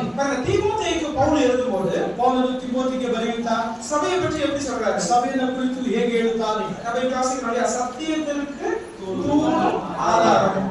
ಸಭೆ ಸತ್ಯಕ್ಕೆ ಸ್ತಂಭವು ಆಧಾರವಾಗಿದೆ. தூண் வந்து ஒரு விஷயத்தை அப்படி உயர்த்தி காண்பிக்குது இல்லையா? ಸ್ತಂಭ ಎಂಬುದಾಗಿ ನೋಡುವಾಗ ಒಂದು ವಸ್ತುವನ್ನ ಅದು ಎತ್ತಿ ತೋರಿಸುತ್ತದೆ. அதே போல திருச்சபை கிறிஸ்துவை அவரை பற்றி அறிவை சமுதாயத்திற்கு உயர்த்தி காண்பிக்க வேண்டும். ಅದೇ ರೀತಿಯಾಗಿ ಸಭೆ ಈ ಲೋಕಕ್ಕೆ ಸಮಾಜಕ್ಕೆ ಕ್ರಿಸ್ತನನ್ನು ಎತ್ತಿ ತೋರಿಸಬೇಕು. அப்ப திருச்சபையை கொண்டு அநேகர் கிறிஸ்துவை அறிந்து கொள்ள வேண்டும். ಸಭೆಯ ಮೂಲಕ ಅನೇಕರು ಕ್ರಿಸ್ತನನ್ನ ಅರ್ಥ ಮಾಡಿಕೊಳ್ಳಬೇಕು. இந்த உண்மையை யோவான் 17ஆம் அதிகாரத்தில் நம்ம பார்க்கிறோம். ಈ ಒಂದು ಸತ್ಯವನ್ನ ಯೋಹಾನ 17ನೇ ಅಧ್ಯಾಯದಲ್ಲಿ ನೋಡುತ್ತೇವೆ. அதுல ஆண்டவர் இயேசு கிறிஸ்து பிதாவை நோக்கி ஜெபிக்கும்போது ಕರ್ತನಾದ ಯೇಸು ಕ್ರಿಸ್ತನು ತಂದೆಯನ್ನು ನೋಡಿ ಪ್ರಾರ್ಥಿಸುವಾಗ 21வது வசனத்துல என்ன சொல்லி ஜெபிக்கிறார் பாருங்க. 21ನೇ ವಾಕ್ಯದಲ್ಲಿ ಆತನ ಪ್ರಾರ್ಥನೆಯನ್ನು ಗಮನಿಸಿರಿ. அவர்கள் எல்லாரும் ஒன்றாயிருக்கவும் பிதாவே நீர் என்னை அனுப்பினதை உலகம் விசுவாசிக்கிறதற்காக. பாருங்க, நீர் என்னை அனுப்பினதை உலகம் விசுவாசிக்கிறதற்காக ನೀನು ನನ್ನನ್ನು ಕಳುಹಿಸಿಕೊಟ್ಟಿರಿ ಎಂದು ಲೋಕವು ನಂಬುವುದಕ್ಕಾಗಿ ಅವರೆಲ್ಲರೂ ಒಂದಾಗಿರಬೇಕೆಂತಲೂ ತಂದೆಯೇ ನೀವು ನನ್ನಲ್ಲಿಯೂ ನಾನು ನಿನ್ನಲ್ಲಿ ಇರುವ ಪ್ರಕಾರ ಅವರು ನಮ್ಮಲ್ಲಿ ಇರಬೇಕೆಂತಲೂ ಕೇಳಿಕೊಳ್ಳುತ್ತೇನೆ. ரொம்ப அருமையா இருக்கு இல்லையா? ಬಹಳ ಸುಂದರವಾಗಿ ಇದೆಯಲ್ಲ. திருத்துவத்தில் இருக்கிற அந்த ஒற்றுமையோடு ஒப்பிடுகிறார். ಈ ತ್ರೈಕತ್ವದಲ್ಲಿ ಇರತಕ್ಕಂತ ಒಗ್ಗಟ್ಟು பிதாவே நீரும் நானும் ஒன்றாய் இருக்கிறது போல, ತಂದೆಯೇ ನೀನು ನಾನು ಒಂದಾಗಿ ಇರುವ ಹಾಗೆ இவர்கள் ஒன்றாய் இருக்க வேண்டும், ಇವರು ಸಹ ಒಂದಾಗಿರಬೇಕು. அப்படி ஒன்றாய் இருப்பதன் நோக்கம் என்ன? ಅದರ ಈ ಒಂದು ಒಗ್ಗಟ್ಟಿನ ಐಕ್ಯತೆಯ ಉದ್ದೇಶವೇನು? நம்ம படிச்சோம் இல்லையா? சமுதாயத்தினர் கிறிஸ்துவை அறிந்து கொள்ள வேண்டும். ಸಮಾಜದಲ್ಲಿ ಇರತಕ್ಕಂಥವರು ಯೇಸುವಿನ ಅರ್ಥ ಮಾಡಿಕೊಳ್ಳಬೇಕು. பிரியமானவர்களே, இதை சபை நிறைவேற்றவில்லை என்று சொன்னால் நம்ம எங்கேயோ தோற்று போய் நிற்கிறோம். ಪ್ರಿಯರೇ, ಸಭೆ ಈ ಕಾರ್ಯವನ್ನು ಮಾಡದೆ ಹೋದರೆ ನಾವು ಯಾವುದೋ ಒಂದು ಸ್ಥಳದಲ್ಲಿ ಸೋಲನ್ನು ಹೊಂದುತ್ತಿದ್ದೇವೆ. இந்த நோக்கத்தை நம்முடைய திருச்சபை நிறைவேற்றுகிறோமா? ಈ ಒಂದು ಉದ್ದೇಶವನ್ನ ಈ ಒಂದು ಸಭೆ ನೆರವೇರಿಸುತ್ತಿದೆ. ஆண்டவர் யார் என்பது உங்க வாழ்க்கை மூலமா மற்றவங்க புரிஞ்சுக்கிறாங்க. ಕರ್ತನು ಯಾರೆಂಬುದಾಗಿ ನಿಮ್ಮ ಜೀವಿತದ ಮೂಲಕ ಈ ಲೋಕದವರು ತಿಳಿದುಕೊಳ್ಳುತ್ತಾರಾ? பாருங்க, கணவர் மனைவியை நேசிப்பது மூலமாய் கிறிஸ்து சபை எப்படி நேசிக்கிறார் என்பதை சமுதாயத்தினர் அறிந்து கொள்கிறார். ಸತಿಪತಿ ಒಬ್ಬರನ್ನೊಬ್ಬರು ಪ್ರೀತಿಸುವುದರ ಮೂಲಕ ಈ ಲೋಕದ ಜನರು ಕ್ರಿಸ್ತನ ಪ್ರೀತಿಯನ್ನ ಅರ್ಥ ಮಾಡಿಕೊಳ್ಳುತ್ತಾರೆ. நீங்க ஒருவர் மன்னிக்கிறது மூலமாய், ನೀವು ಒಬ್ಬರು ಇನ್ನೊಬ್ಬರನ್ನ ಕ್ಷಮಿಸುವುದರ ಮೂಲಕ எல்லாரும் என்ன யோசிப்பாங்க? இவர் வணங்குற தெய்வம் இவ்வளவு மன்னிக்கிற தெய்வமா? ಇವರು ಸೇವಿಸುವಂತ ದೇವರು ಅಷ್ಟೊಂದು ಎಂಬುದಾಗಿ ಸಮಾಜ ಯೋಚಿಸುತ್ತದೆ. நீங்கள் பலவீனர்களை ஏற்றுக்கொண்டு அவர்களுக்கு உதவி செய்கிறீர்களே, அதை பார்க்கும்போது கிறிஸ்து எப்படி பலவீனருக்காக மரித்தார் என்பதை அவர்கள் புரிந்து கொள்வார்கள். ಬಲಹೀನರನ್ನ ನೀವು ಸ್ವೀಕರಿಸಿ ಅವರನ್ನ ಪ್ರೀತಿಸುವಾಗ ಕ್ರಿಸ್ತನು ಯಾವ ರೀತಿಯಾಗಿ ಬಲಹೀನರಿಗೋಸ್ಕರ ಪ್ರಾಣ ಕೊಟ್ಟನು ಎಂಬುದಾಗಿ ಅವರು ಅರ್ಥ ಮಾಡಿಕೊಳ್ಳುತ್ತಾರೆ. ஆண்டவர் சத்தியத்தை அல்லது தம்மை குறித்த அறிவை மக்கள் அறிய வேண்டும் என்பதற்காக தான் திருச்சபை தேர்ந்தெடுத்தது. ಕರ್ತನಾದ ಯೇಸು ಕ್ರಿಸ್ತನು ತನ್ನನ್ನು ಕುರಿತು ಇತರರು ತಿಳಿದುಕೊಳ್ಳುವ ಸಲುವಾಗಿ ಸಭೆಯನ್ನು ಆರಿಸಿಕೊಂಡನು. சபை மூலமா புது வெளிப்பாட்டை கொடுக்கிறாருன்னு நான் சொல்லல. ಸಭೆಯ ಮೂಲಕ ನೂತನ ಪ್ರಕಟಣೆಯಿಂದ ಕೊಡುತ್ತಿದ್ದಾನೆ ಎಂಬುದಾಗಿ ಹೇಳುತ್ತಿಲ್ಲ. சரியா? வேதம் முடிவடைந்த வேத வெளிப்பாடு வேதத்துல இருக்கிறது. ಪರಿಪೂರ್ಣವಾದ ಪ್ರಕಟಣೆ ದೇವರ ವಾಕ್ಯದಲ್ಲಿ ಅಡಕವಾಗಿದೆ. ஆனால் இந்த வேதத்தை சபையார் கைக்கொண்டு வாழ்வதன் மூலமா ಈ ವಾಕ್ಯಗಳನ್ನ ದೇವರ ಮಕ್ಕಳು ಕೈಗೊಂಡು ನಡೆಯುವುದರ ಮೂಲಕ ஜனங்கள் கிறிஸ்துவை அறிந்து கொள்கிறார்கள். ಜನರು ಕ್ರಿಸ್ತನನ್ನ ಗ್ರಹಿಸಿಕೊಳ್ಳುತ್ತಾರೆ. எவ்வளவு பெரிய பொறுப்பு சபைக்கு கொடுத்திருக்கிறார். ಸಭೆಗೆ ಎಷ್ಟೊಂದು ಜವಾಬ್ದಾರಿಯನ್ನು ದೇವರು ಕೊಟ್ಟಿದ್ದಾನೆ. நீங்க கிறிஸ்துவை மகிமைப்படுத்தவும் முடியும், அவமானப்படுத்தவும் முடியும். ನೀವು ಕ್ರಿಸ್ತನನ್ನ ಮಹಿಮೆಪಡಿಸಲು ಅವಮಾನಿಸಲು ಸಹ ಸಾಧ್ಯ. அவரை உயர்த்தி காண்பிக்கவும் முடியும், அவருடைய நாமத்தை தூஷிக்கவும் முடியும். ಅವರನ್ನ ಹೆಚ್ಚಿಸಿ ನೀವು ಇತರರಿಗೆ ಪ್ರಖ್ಯಾತಿಪಡಿಸಬಹುದು ಅಥವಾ ಅದನ್ನು ದೂಷಿಸಲು ಸಾಧ್ಯ. அவரை அன்புள்ள கடவுளாக காண்பிக்கவும் முடியும் அல்லது கொடூரமான கடவுளாக காண்பிக்கும். ಆತನನ್ನ ಪ್ರೀತಿಯುಳ್ಳ ದೇವರೆಂಬುದಾಗಿಯೂ ಅಥವಾ ಆತನು ಕ್ರೂರವಾದ ದೇವರೆಂಬುದಾಗಿಯೂ ನೀವು ನಿಮ್ಮಿಂದ ತೋರಿಸಲು ಸಾಧ್ಯ. அது நம்மகிட்ட தான் அந்த பொறுப்பு ஆண்டவர். ಆ ಒಂದು ಜವಾಬ್ದಾರಿಯನ್ನು ದೇವರು ನಮಗೆ ಕೊಟ್ಟಿದ್ದಾನೆ. இப்படிதான் திருச்சபை மூலமாய் தாம் யார் என்பதை சமுದಾಯಕ್ಕೆ ಈ ರೀತಿಯಾಗಿ ಸಭೆಯ ಮೂಲಕ ಸಮಾಜಕ್ಕೆ ತಾನು ಯಾರೆಂಬುದಾಗಿ ತೋರ್ಪಡಿಸುತ್ತಿದ್ದಾನೆ. தெசலோனிக்கே விசுவாசிகளை பத்தி சொல்றது பவுல் ரொம்ப அழகா சொல்றாரு. தெசಲೋನಿಕ ಸಭೆಯನ್ನು ಕುರಿತು ಪೌಲನು ಸುಂದರವಾಗಿ ಹೇಳುತ್ತಾನೆ.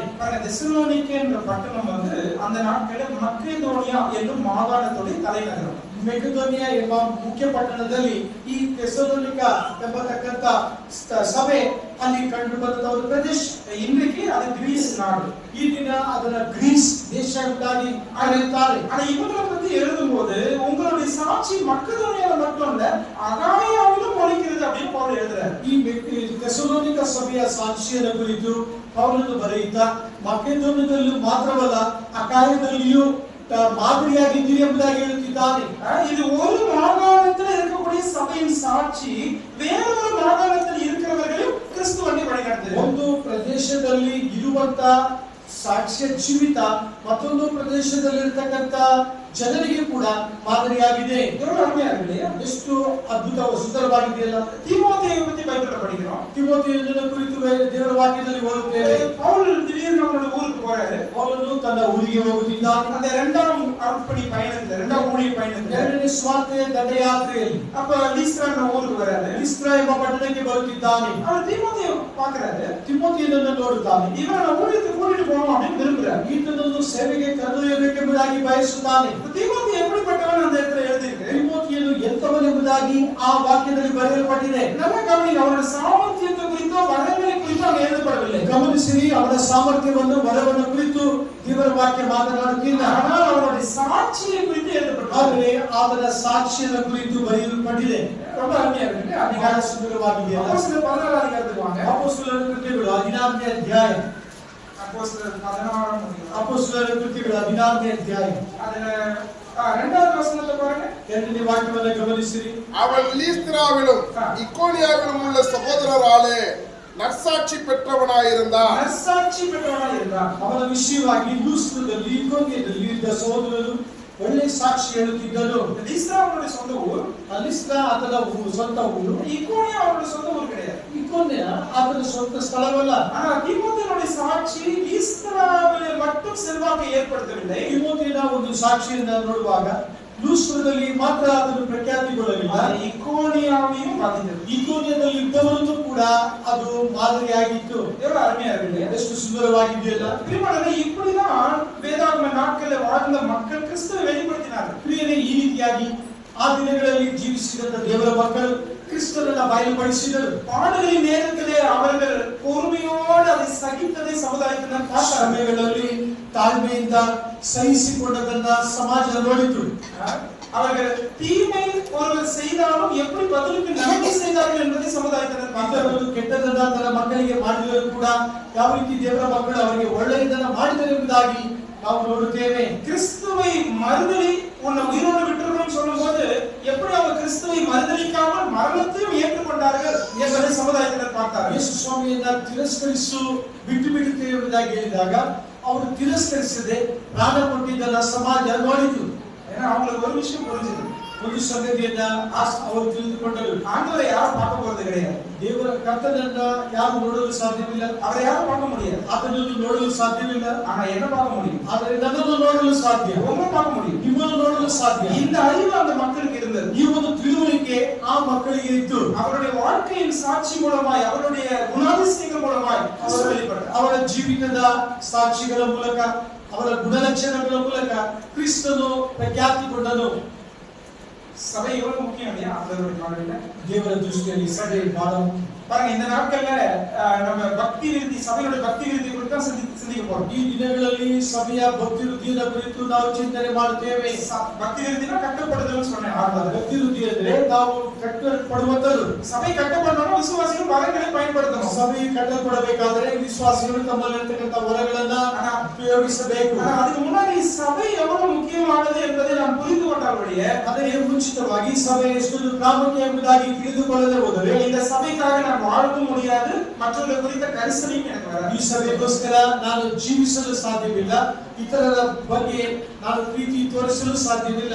அதனால முதல் செய்தியில சபை கர்த்தருடைய பார்வையில் எவ்வளவு முக்கியமானது என்பதை முதலாவது ಆದ ಕಾರಣ ಮೊದಲ ಸಂದೇಶದಲ್ಲಿ ಕರ್ತನ ಸಭೆ ಕರ್ತನ ದೃಷ್ಟಿಯಲ್ಲಿ ಎಷ್ಟೊಂದು ಪ್ರಾಮುಖ್ಯ ಎಂಬುದಾಗಿ ತಿಳಿಸುತ್ತಿದ್ದೇವೆ. இரண்டாவதாக அப்போஸ்தலர்களுடைய வாழ்க்கையில சபை எவ்வளவு முக்கியமானது என்பதை கொஞ்சம் சிந்திப்போம். ಎರಡನೇದಾಗಿ ಅಪೊಸ್ತಲರ ಜೀವಿತದಲ್ಲಿ ಸಭೆ ಎಷ್ಟೊಂದು ಪ್ರಾಮುಖ್ಯ ಎಂಬುದಾಗಿ ನಾವು ನೋಡೋಣ. எவ்வளவு முக்கியம்?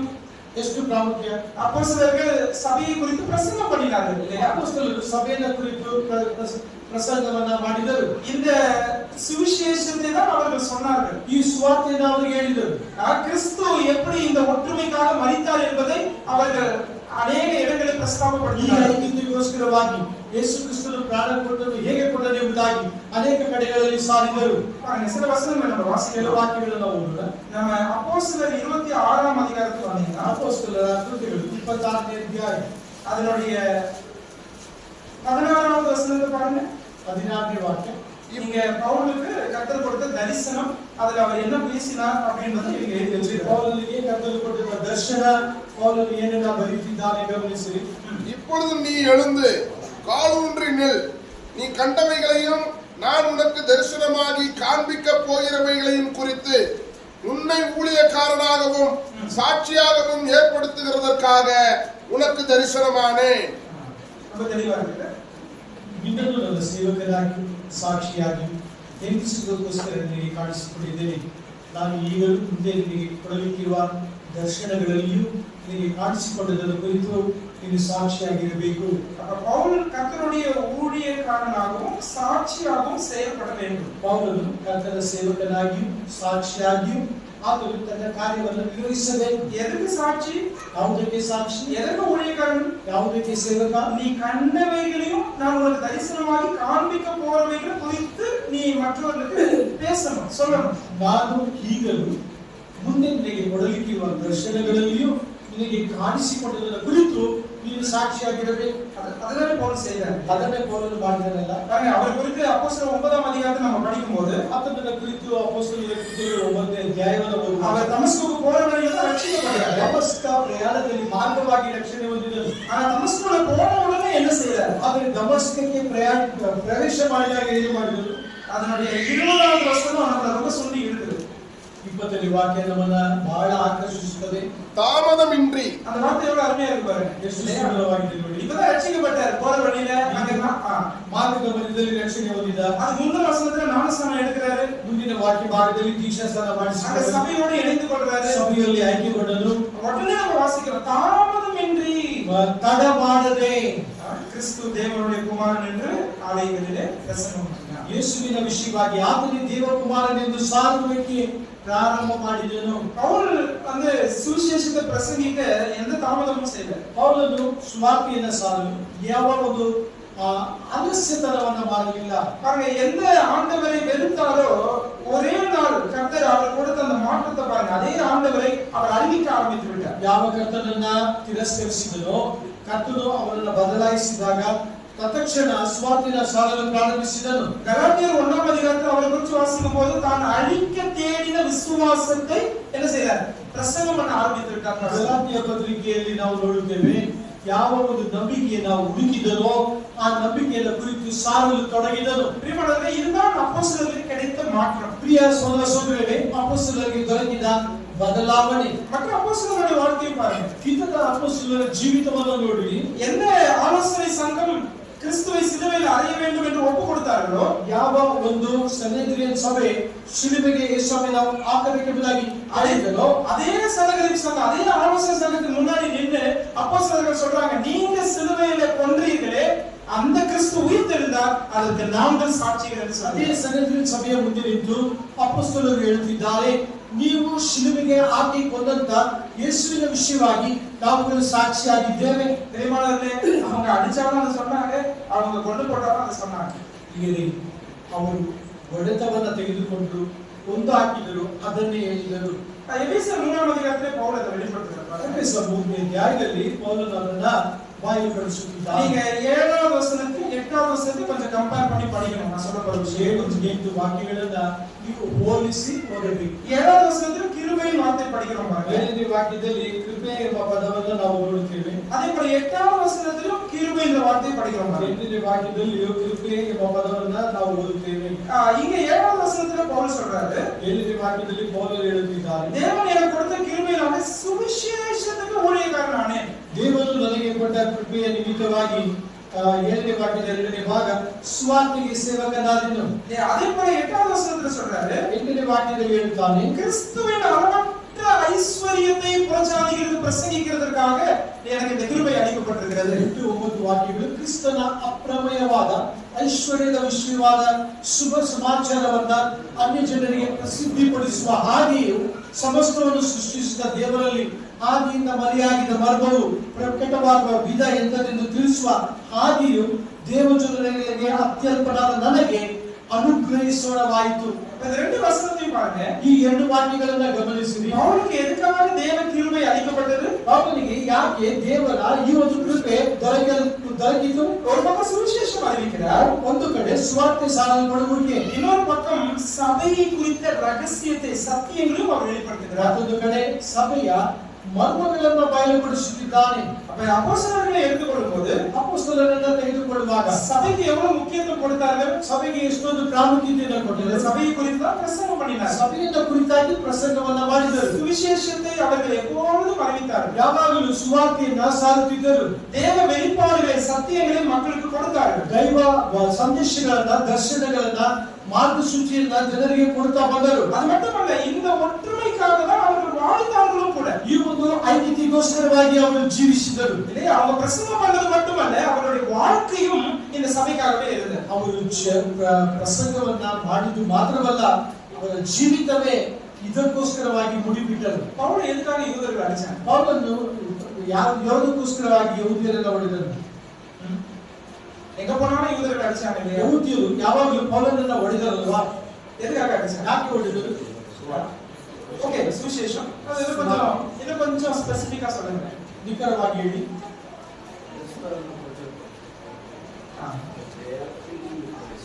Is that the only reason? அதுக்காக மட்டும் தானா? ಅದಕ್ಕೋಸ್ಕರ ಮಾತ್ರವಾ? நான் எப்படி சொல்லட்டுமா? ನಾನು ಹೀಗೆ ಹೇಳಲ್ಲ. யூதர்களும் புறஜாதிகளும் கிறிஸ்துவுக்குள்ள சமம்னு சொன்னாங்க. ಯಹೂದ್ಯರು ಮತ್ತು ಅನ್ಯ ಜನರು ಕ್ರಿಸ್ತನಲ್ಲಿ ಸಮ ಎಂಬುದಾಗಿ ಹೇಳಿದರು. பழைய ஏற்பாட்டுல புறஜாதிகள் ரட்சிக்கப்பட்டாங்க இல்லையா? ಹಳೆ ಒಡಂಬಡಿಕೆಯಲ್ಲಿ ಅನ್ಯ ಜನರು ರಕ್ಷಣೆ ಹೊಂದಿದ್ದಾರಾ? எஸ். இல்லன்றீங்க. ரட்சிக்கப்பட்டாங்களா இல்லையா? ರಕ್ಷಣೆ ಹೊಂದಿದ್ದಾರಾ ಇಲ್ಲ? நிறைய புறஜாதிகள் ரட்சிக்கப்பட்டாங்க. ಅನೇಕ ಅನ್ಯ ಜನರು ರಕ್ಷಣೆ ಹೊಂದಿದ್ದಾರೆ. நீங்களே பேர்லாம் சொல்லுவீங்க இல்லையா? ನೀವು ಹೆಸರು ಹೇಳಿದ್ದೀರಿ. யாரெல்லாம் ஞாபகம் வராங்க? ஜெத்ரோ, மோசேயோட மாமனார் சொல்றீங்களா? ஜெத்ரோ. ಜತ್ರು ರಕ್ಷಣೆ ಹೊಂದಿದ್ದಾರೆ. நிறைய பேர் ரூத் ரட்சிக்கப்பட்டாங்க. ராகாப் ரட்சிக்கப்பட்டாங்க. நினிவே மக்கள் ரட்சிக்கப்பட்டாங்க. ಮಕ್ಕಳು ರಕ್ಷಣೆ ಹೊಂದಿದ್ದಾರೆ. எவ்வளவு மக்கள் சொல்லிட்டே போலாம். ಅನೇಕರನ್ನ ಹೇಳ್ತಾ அங்க ಹೋಗ್ತಾರೆ. இருந்து நாகமான் வராரு, ಅಲ್ಲಿಂದ ನಾಮಾನನು ಬರ್ತಾನೆ, அவர் ரட்சிக்கப்படுறாரு. ಆತನು ರಕ್ಷಣೆ அங்க ಹೊಂದಿದ್ದಾನೆ. இருந்து சேபா நாட்டு ராணி வந்து தேவனை புகழ்ந்துட்டு போறாங்க. ಶೇಬಾ ದೇಶದ ರಾಣಿ ಬಂದು ದೇವರನ್ನ ಹೊಗಳಿ ಹೋದಳು.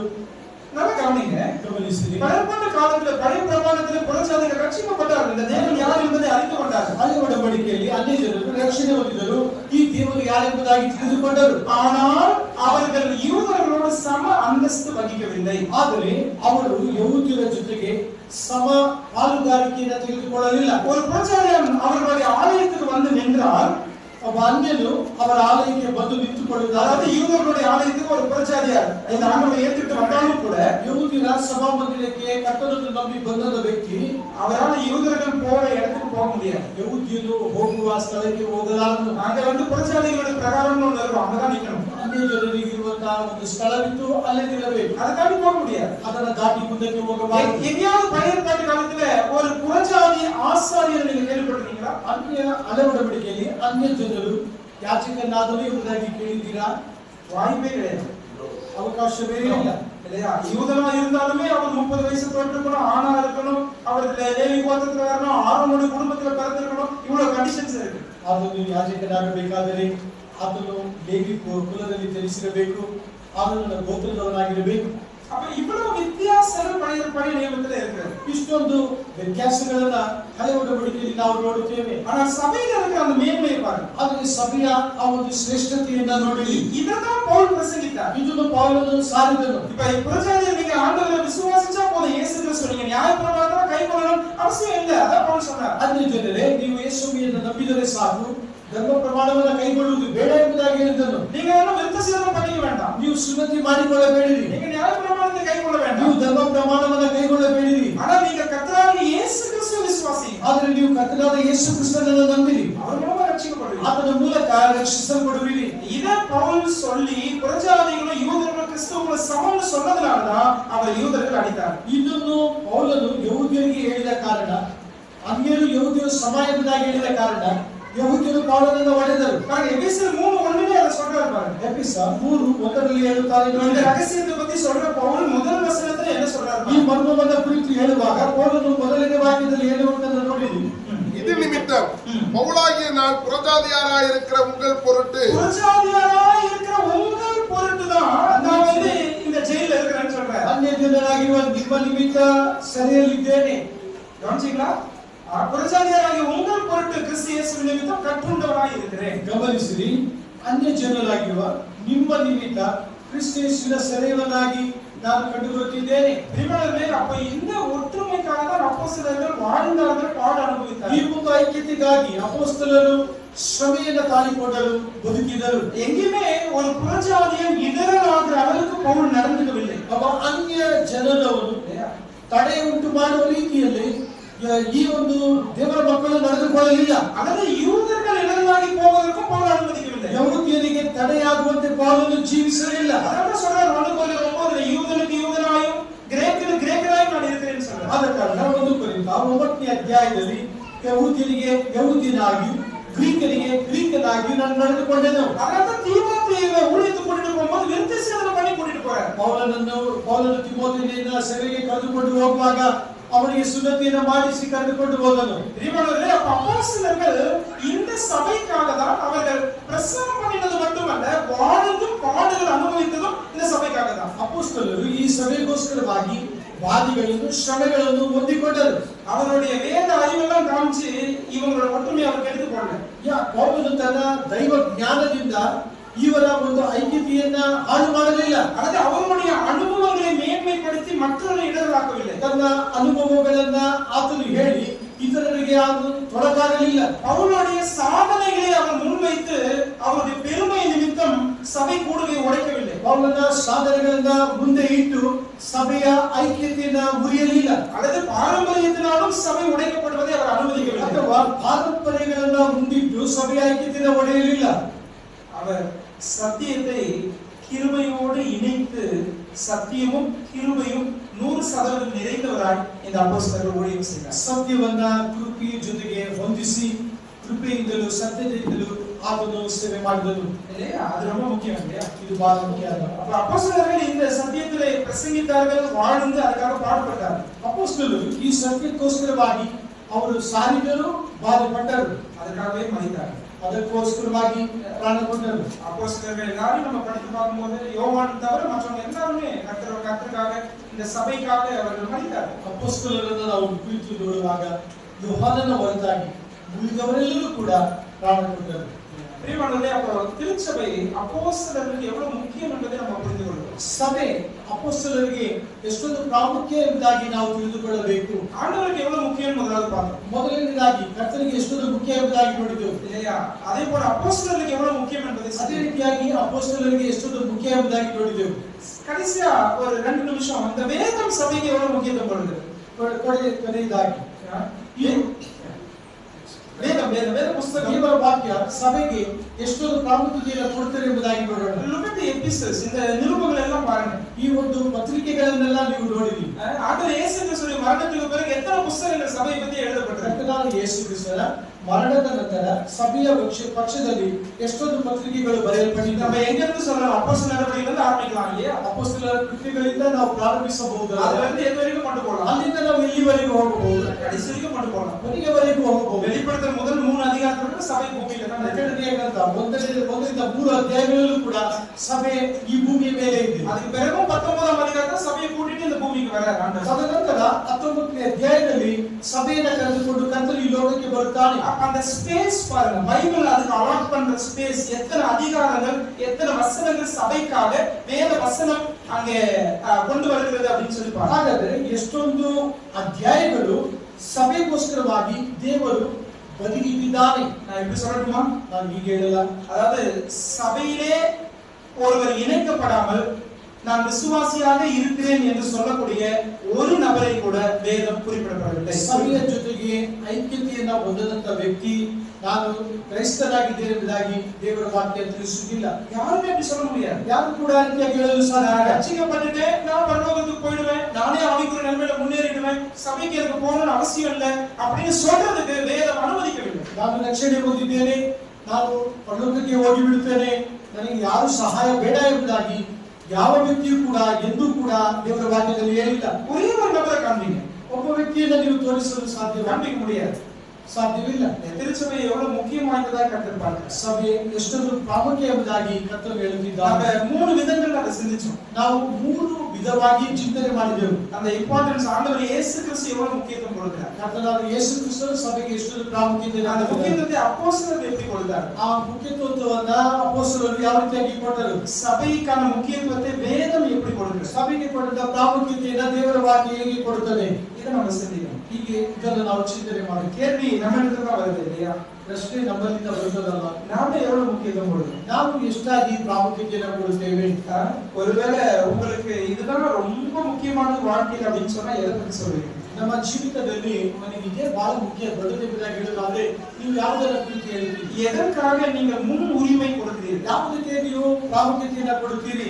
எதை அல்லது யாரை உங்க வாழ்க்கையில பிரதானப்படுத்துகிறீர்கள்? ನಿಮ್ಮ ಜೀವಿತದಲ್ಲಿ ಯಾರನ್ನ ಹೆಚ್ಚಿಸುತ್ತೀರಿ? உங்களுடைய இதயத்துல வரக்கூடிய சிந்தனைகள் எதை சார்ந்ததாக இருக்கு? ನಿಮ್ಮ ಹೃದಯದ ಬಯಕೆಗಳು ಯೋಚನೆಗಳು ಯಾವುದರ ಮೇಲೆ ஆதாரித்தವಾಗಿವೆ? ஒருவேளை தேவனையும் அவருடைய ராஜ்யத்தையும் குறித்த விஷயங்களே உங்களுடைய வாழ்க்கையில முக்கியமாய் இருக்குமானால், ಒಂದು ವೇಳೆ ದೇವರನ್ನು ಆತನ ರಾಜ್ಯವನ್ನು ಕುರಿತಾದಂತ ವಿಚಾರಗಳು ನಿಮ್ಮದಾಗಿರುವುದಾದರೆ உங்களுடைய வரங்களையும் திருச்சபைக்காக பயன்படுத்தி ನಿಮ್ಮ ಬರಗಳನ್ನು ಕೂಡ ಸಭೆಗೋಸ್ಕರವಾಗಿ ಉಪಯೋಗಿಸಿರಿ. சபை பக்தி விருத்தியாகும், ಸಭೆ ಭಕ್ತಿಯಲ್ಲಿ ಬೆಳೆಯುತ್ತದೆ, சபை வளரும், ಸಭೆ ಬೆಳೆಯುತ್ತದೆ, சபை ஆவிக்குரிய பக்குவத்தில் முன்னேறும், ಸಭೆ ಆತ್ಮೀಯವಾಗಿ ಬೆಳೆಯುತ್ತದೆ. ஒரு நாள் ஆண்டவர் இயேசு கிறிஸ்துவின் கனவு நிறைவேறும். ಒಂದು ದಿನ ಕರ್ತನಾದ ಯೇಸು ಕ್ರಿಸ್ತನ ಕನಸು ನನಸಾಗುತ್ತದೆ. அந்த மகிமை நிறைந்த கரைதிரையற்ற திருச்சபையாய் அவருக்கு முன்பதாய் இயேசு கிறிஸ்து ஒரு நாள் திருச்சபை நிறுத்திக் கொள்வார். ಮಹಿಮೆಯಿಂದ ಕೂಡಿದಂತ ಕಲ್ಮಶವಿಲ್ಲದಂತ ಸಭೆ ಆತನ ಮುಂದೆ ನಿಂತುಕೊಳ್ಳುತ್ತದೆ.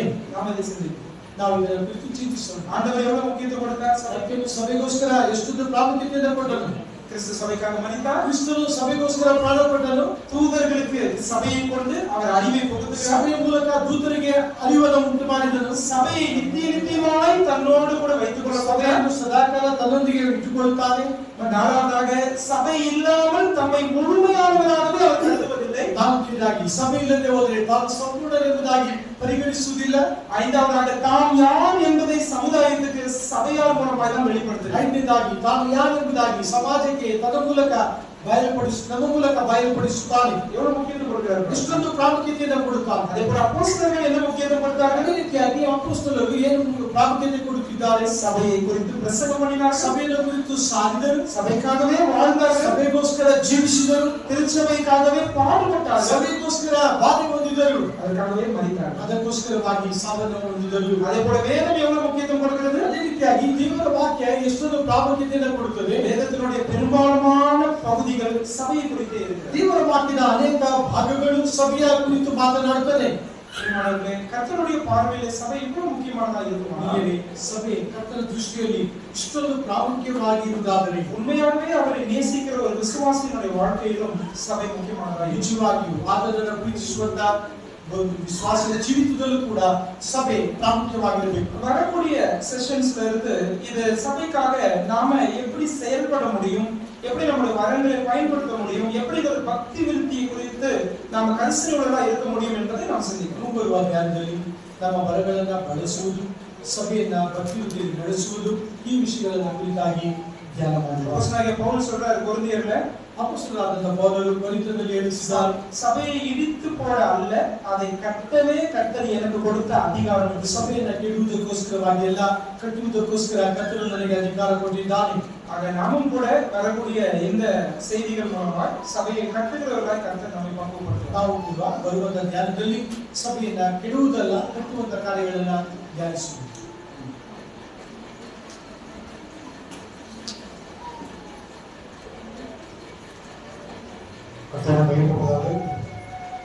சபையை குறித்து சபை ஏன் போது நிர்வகிக்கப்பட்டது, எதுவாக நிர்வகிக்கப்பட்டது, சபையினுடைய அஸ்திவாரம், சபையினுடைய மூளைகள், சபையின் மூலமாக செயல்படுகிறார்கள், சபையின் மூலமாக கிறிஸ்து எப்படியாக வெளிப்படுத்தப்படுகிறார், அது மாத்திரமல்ல சபையின் மூலமாக தேவன் தன் ரகசியத்தை சமுதாயத்தில் வெளிப்படுத்தப்படுகிறார், தாம் யாருக்கு கூட சமுதாயத்தை வெளிப்படுத்துகிறார். அதான் இரண்டாவது பார்க்க அப்போஸ்தலர்கள் கூட தங்கள் யார் என்று சபைக்காக தங்களையே பாடுகள் மத்தியில் இது சொன்னா மரண தருவாயில் கூட தேவன் விட்டு சென்ற ஊழியத்தை சிறந்தது கொண்டு என்ன பண்ணாங்க, அவர்கள் சுவிசேஷத்தை அறிவித்தார்கள். இன்னும் சொல்ல போனா ரத்த சாட்சியை வாழ்ந்தார்கள், ரத்த சாட்சியை மறித்தார்கள். என்று சொல்ல போனா சபைக்கு அவருடைய மறித்து உயிர்த்திருந்த இயேசு கிறிஸ்துவுக்கு சாட்சியை வாழ்ந்தார்கள். வேதத்தை குறித்து நாம் பார்க்கின்ற பொழுது வேதம் சபையினுடைய மகத்துவத்தை குறித்து என்ன பண்ணா வெளிப்படுத்தப்படும். இப்படியாக சபை என்பது தேவனுடைய அனாதி தீர்மானத்தால் உருவாக்கப்பட்ட தேவனுடைய பிரதிபலிப்பு. சபை ஒன்று மகிமை பிரதிபலிப்பு, ரகசியத்தை வெளிப்படுத்தக்கூடிய பிரதிபலிப்பு, தன்னை குறித்த அனந்த ஞானத்தை தூதர்கள் மூலமாக வெளிப்படுத்தக்கூடிய பிரதிபலிப்பு, சாட்சியாக வாழ்ந்த அப்போஸ்தலர்கள், இன்னும் சொல்ல போனா சாட்சி ஒவ்வொரு விசுவாசியும் வெளிப்படுத்த பிரதிபலிப்பு, தேவனுடைய பிரதிபலிப்பு. இன்னும் சொல்ல போனா பரலோகத்திற்கு சபையானது நித்திய ஜீவனோடு நித்திய காலமாய் மகிமையுள்ள சபையாக, பரிசுத்தமுள்ள சபையாக, பிழையற்ற சபையாக, கரை திரை முதலை ஒன்றுக்கும் இல்லாத சபையாக, தன் மகிமையுள்ள சபையாக தன் முன்பதாக நிறுத்திக் கொள்வதற்கு அவர் தன்னை அர்ப்பணித்தார். ஆனால் யூதன் என்றும் இல்லை, அந்நியன் என்றும் இல்லை, கிரேக்கன் என்றே கர்த்தர் எல்லாருக்காகவும் மறித்தார். நம்ம எல்லோரும் என்ன பண்ணுவோம், கிறிஸ்துவுக்குள்ளாக ஒரே சேவை இணைக்கப்பட்டிருக்கிறோம். அதனால சபையில் வைத்திருக்கிறார். நாம் ஒருவருக்கு உற்சாகம் ஊட்டி அந்த கிறிஸ்துவின் திட்டத்தையும், கிறிஸ்துவின் பரிமாணத்தையும், கிறிஸ்துவின் அறிவையும், கிறிஸ்துவின் ஒற்றுமையும், கிறிஸ்துவனுடைய அந்த ரகசியத்தையும் என்ன பண்ணுமா, எப்படி பவுல் கிறிஸ்துவ ரகசியத்தை, கிருபையும் சத்தியத்தை வெளிப்படுத்தினார், அப்போஸ்தலர்கள் வெளிப்படுத்தினார்கள், சபையால் மகதின சபை வெளிப்படுத்தினது, தீர்த்து வெளிப்படுத்தினார், திமோத்தேயு வெளிப்படுத்தினார்கள். இன்றைக்கு சபைக்குள்ளாக இருக்கக்கூடிய நீங்களும் நானும் அந்த திருச்சபைக்கு, ஊழியத்திற்கு, தேவனை பிரதிபலிப்பதற்கு, அனந்த ஞானத்தை வெளிப்படுவதற்கு நீங்களும் நானும் உலகத்திற்கு சாட்சிகள். மரித்து உயிர்த்தெழுந்த இயேசு கிறிஸ்துவுக்கு எவ்வாறு அப்போஸ்தலர்கள் யோவானும் பேதுரும் சாட்சியாக வாழ்ந்தார்களோ, இன்றைக்கு இந்த உலகத்தில் நாம ஒளியாக இருக்கிறோம், நாமே உப்பாக இருக்கிறோம், நாம சாட்சியா இருக்கிறோம். அப்போ திருச்சபையானது கரை திரை இல்லாத மகிமுள்ள சபையாக சாட்சி. அந்த சபைக்குள்ளாக இருக்கிற நீங்களும் நானும் அதே திட்டத்தோடு, அதே யோசனையோடு, அதே அறிவோடு, அதே ஞானத்தோடு, அதே பலத்தோடு நாம் நித்திய காலமாய் தேவனோடு இருக்கிறோம் என்ற உணர்வோடு இந்த பூமியில் வாழ்கிறோம்னா கரை துறை இல்லாதபடி வாழ வேண்டும். தேவர பிரதிபலிப்பு சபை, ದೇವರು ಪ್ರಕಟಿಸುವಂಥದ್ದು ಸಭೆ, ದೇವರ ಅನಂತ ಜ್ಞಾನವನ್ನ ತಿಳಿಸುವಂಥದ್ದು ಸಭೆ, ದೇವರು ಕೊಟ್ಟಂತ ನಿತ್ಯ ಜೀವಕ್ಕೆ ನಾವು ಏನ್ ಮಾಡಬೇಕು, ನಾವು ವಾರಿಸಾಗಿದ್ವಿ. ಆಗಿದ್ದರಿಂದ ಆ ನಿತ್ಯ ಜೀವಕ್ಕೆ ಹೋಗುವಂತ ಸಭೆ, ನಾವು ಸಭೆಯಲ್ಲಿರುವಂತ ನಾವು ಯಾವ್ದು ಕಲ್ಪಿಸಲಾಗಿಲ್ಲ, ಕರೆದ್ರೆ ಇಲ್ಲ, ನಾವು ಏನ್ ಮಾಡ್ಬೇಕು, ನಾವು ಪರಿಶುದ್ಧವಾದ ಸಭೆಯಾಗ ನಾವು ನಿಲ್ಲಿಸಬೇಕಂತ ದೇವರು ಪ್ರಾಣ ಕೊಟ್ಟಿದ್ದಾನೆ. ಆ ರೀತಿಯಲ್ಲಿ ದೇವರ ಆಲೋಚನೆಯಿಂದ ಉಂಟು ಮಾಡುವಂತ ಸಭೆಗೆ ನಮ್ಮ ಅರ್ಪಣೆ ಮಾಡ್ಕೋಣ. ಸಭೆಗಾಗಿ ಯೇಸು ಕ್ರಿಸ್ತ ಅರ್ಪಣೆ ಮಾಡಿದ್ದಾರೆ, ಅಪೊಸ್ತಲರು ತಮ್ಮ ಜೀವನವನ್ನು ಅರ್ಪಣೆ ಮಾಡಿದ್ದಾರೆ. ನಾವು ಕೂಡ ಆ ಅರ್ಪಣೆ ಮಾಡಿ ಜೀವವನ್ನು ಅರ್ಪಣೆ ಮಾಡಿ ಕಲ್ಪಿಸಲಿಲ್ಲದೆ ನಾವು ದೇವರಿಗೆ ಪ್ರಿಯವಾಗಿ ಜೀವಿಸೋಣ, ಪರಲೋಕದಲ್ಲಿ ಸೇರಿಸೋಣ. ಕೊಟ್ಟಂತ ವಾಕ್ಯಕ್ಕಾಗಿ ಥ್ಯಾಂಕ್ ಯು ರೆಡಿ பாலசிப்பாங்க சபையின் சக்தி ரகசியம் அதை அறிந்து கொண்டிருக்கிறோம். நாம் எப்படியாக வாழ கற்றுக் கொடுத்திருக்கார் அதை அறிந்து நாம் பவுல் வாழ்ந்தார், அப்போஸ்தலர்கள் வாழ்ந்தார்கள், நாம் வாழ வேண்டும். பிரார்த்தனை செய்த நாம் நன்றி செலுத்துகிறோம். இந்த கூட்டத்தினுடைய இரண்டாவது சைமன் 10வது என்ன சுமோக சைமன் 10வது சைமன் छोटा सैम நம்ம ஒரு பெரிய சைம் இருக்கார் டிரான்ஸ்லேட்டர்ல, ஒரு சின்ன சைம் வந்து நமக்காக ஜெபம் பண்ணுவார்.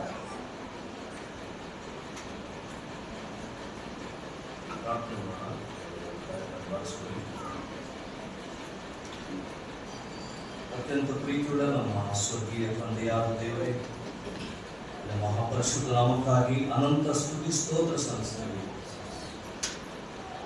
ಈ ಮಧ್ಯಾಹ್ನ ವೇಳೆಗಾಗಿ ನಿಮಗೆ ಸ್ತೋತ್ರ. ಕರ್ತನೆ, ನಿನ್ನ ದಾಸರನ್ನು ನಿಲ್ಲಿಸಿ ನಮಗೆ ಬೇಕಾದಂಥ ಸಭೆಯ ಅಪ್ರಮೇಯವಾದಂಥ ಮರ್ಮವಾಗಿರುವ ಸಂದೇಶಗಳನ್ನು ನೀನು ಪ್ರಕಟ ಮಾಡಿರುವುದಕ್ಕಾಗಿ ಸ್ತೋತ್ರ.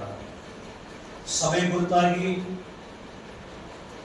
ಸುಮಾರು 2000 ವರ್ಷಗಳ ಹಿಂದೆ ಅಪೊಸ್ತಲರು, ಮಿಷನರಿಗಳು, ಬೋಧಕರು, ಸುವಾರ್ತಿಕರು ಅನೇಕ ವಿಧದಲ್ಲಿ ನೀನು ಮಾತನಾಡುತ್ತಾ ಬಂದಿದ್ದಿ. ಹೊಸ ಒಡಂಬಡಿಕೆ ಸಭೆಯನ್ನು ಅತ್ಯುನ್ನತವಾದ ಸ್ಥಾನದಲ್ಲಿ ಇರಿಸಿ ಶ್ರೇಷ್ಠವಾದ ಘನತೆಯನ್ನು, ಗೌರವವನ್ನು ನೀನು ಕೊಡುತ್ತಾ ಬರುವುದಕ್ಕಾಗಿ ಸ್ತೋತ್ರ. ಯಾಕಂದ್ರೆ ಸಭೆಗಾಗಿ ನೀನು ಪ್ರಾಣವನ್ನೇ ಕೊಟ್ಟಿದ್ದಿ, ರಕ್ತವನ್ನು ಸುರಿಸಿದ್ದಿ. ಏನೆಲ್ಲ ಕಾರ್ಯಗಳನ್ನು ಸಭೆಗಾಗಿ ನೀನು ಮಾಡುತ್ತಿರುವುದಕ್ಕಾಗಿ ಸ್ತೋತ್ರ ಸಲ್ಲಿಸಿ. ಮಾತ್ರವಲ್ಲದೆ ದೇವದೂತರಿಗೂ ಒಪ್ಪಿಸಲ್ಪಡದೇ ಇರತಕ್ಕಂಥ ಶ್ರೇಷ್ಠ ಬಾಧ್ಯತೆಯನ್ನು ಈ ಭೂಮಿ ಮೇಲೆ ನಮಗೆ ಒಪ್ಪಿಸಿಕೊಡ್ಬೇಕಾಗಿ ಸ್ತೋತ್ರ. ಈ ಮಟ್ಟದಲ್ಲಿ ನಮ್ಮನ್ನು ಪ್ರೀತಿಸಿ ಪವಿತ್ರಾತ್ಮನ ನಡೆಸುವಿಕೆಯಲ್ಲೂ ಶ್ರೇಷ್ಠ ಕೃಪಾವರಗಳಿಂದ ನಮ್ಮನ್ನು ತುಂಬಿಸಿ ಅಭಿವೃದ್ಧಿಪಡಿಸುತ್ತಿರುವುದಕ್ಕಾಗಿ ಸ್ತೋತ್ರ ಸಲ್ಲಿಸುತ್ತೇವೆ. ದಾಸನ ಪಾಲಕಸ್ಥಿನಿಗಾಗಿಯೂ ಮತ್ತು ಭಾಷಾಂತರ ಮಾಡಿದ ಸಹೋದರರಿಗಾಗಿ ಸ್ತೋತ್ರ.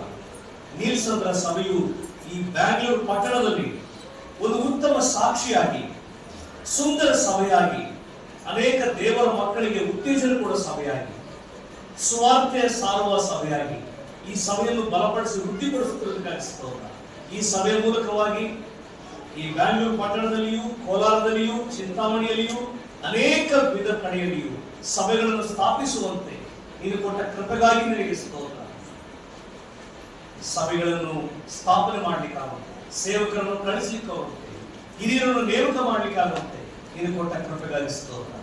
ಈ ಸಭೆ ಕೊಟ್ಟ ಒಳ್ಳೆಯ ಹಿರಿಯರಿಗಾಗಿ ಸ್ತೋತ್ರ, ಸಭಾ ಸೇವಕರಿಗಾಗಿ ಸ್ತೋತ್ರ, ವಿಶ್ವಾಸಿಗಳಿಗಾಗಿ ಸ್ತೋತ್ರ.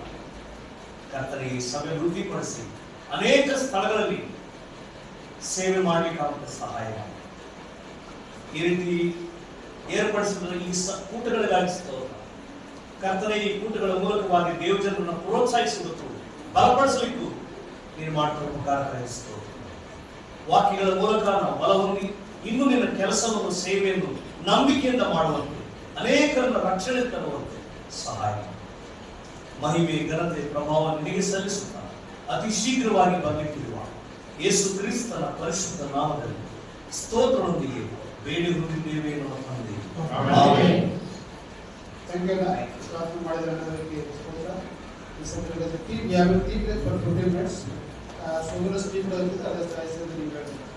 அறிந்து விட்டு 15 நிமிடம் பிரேக் எடுத்து மீண்டும் மறுபடியும் நம்ம நாம் கேட்டுக் கொள்கிறோம். அதுக்கு செகண்ட் செஷன் ஆரம்பிக்கும். தேங்க்யூ.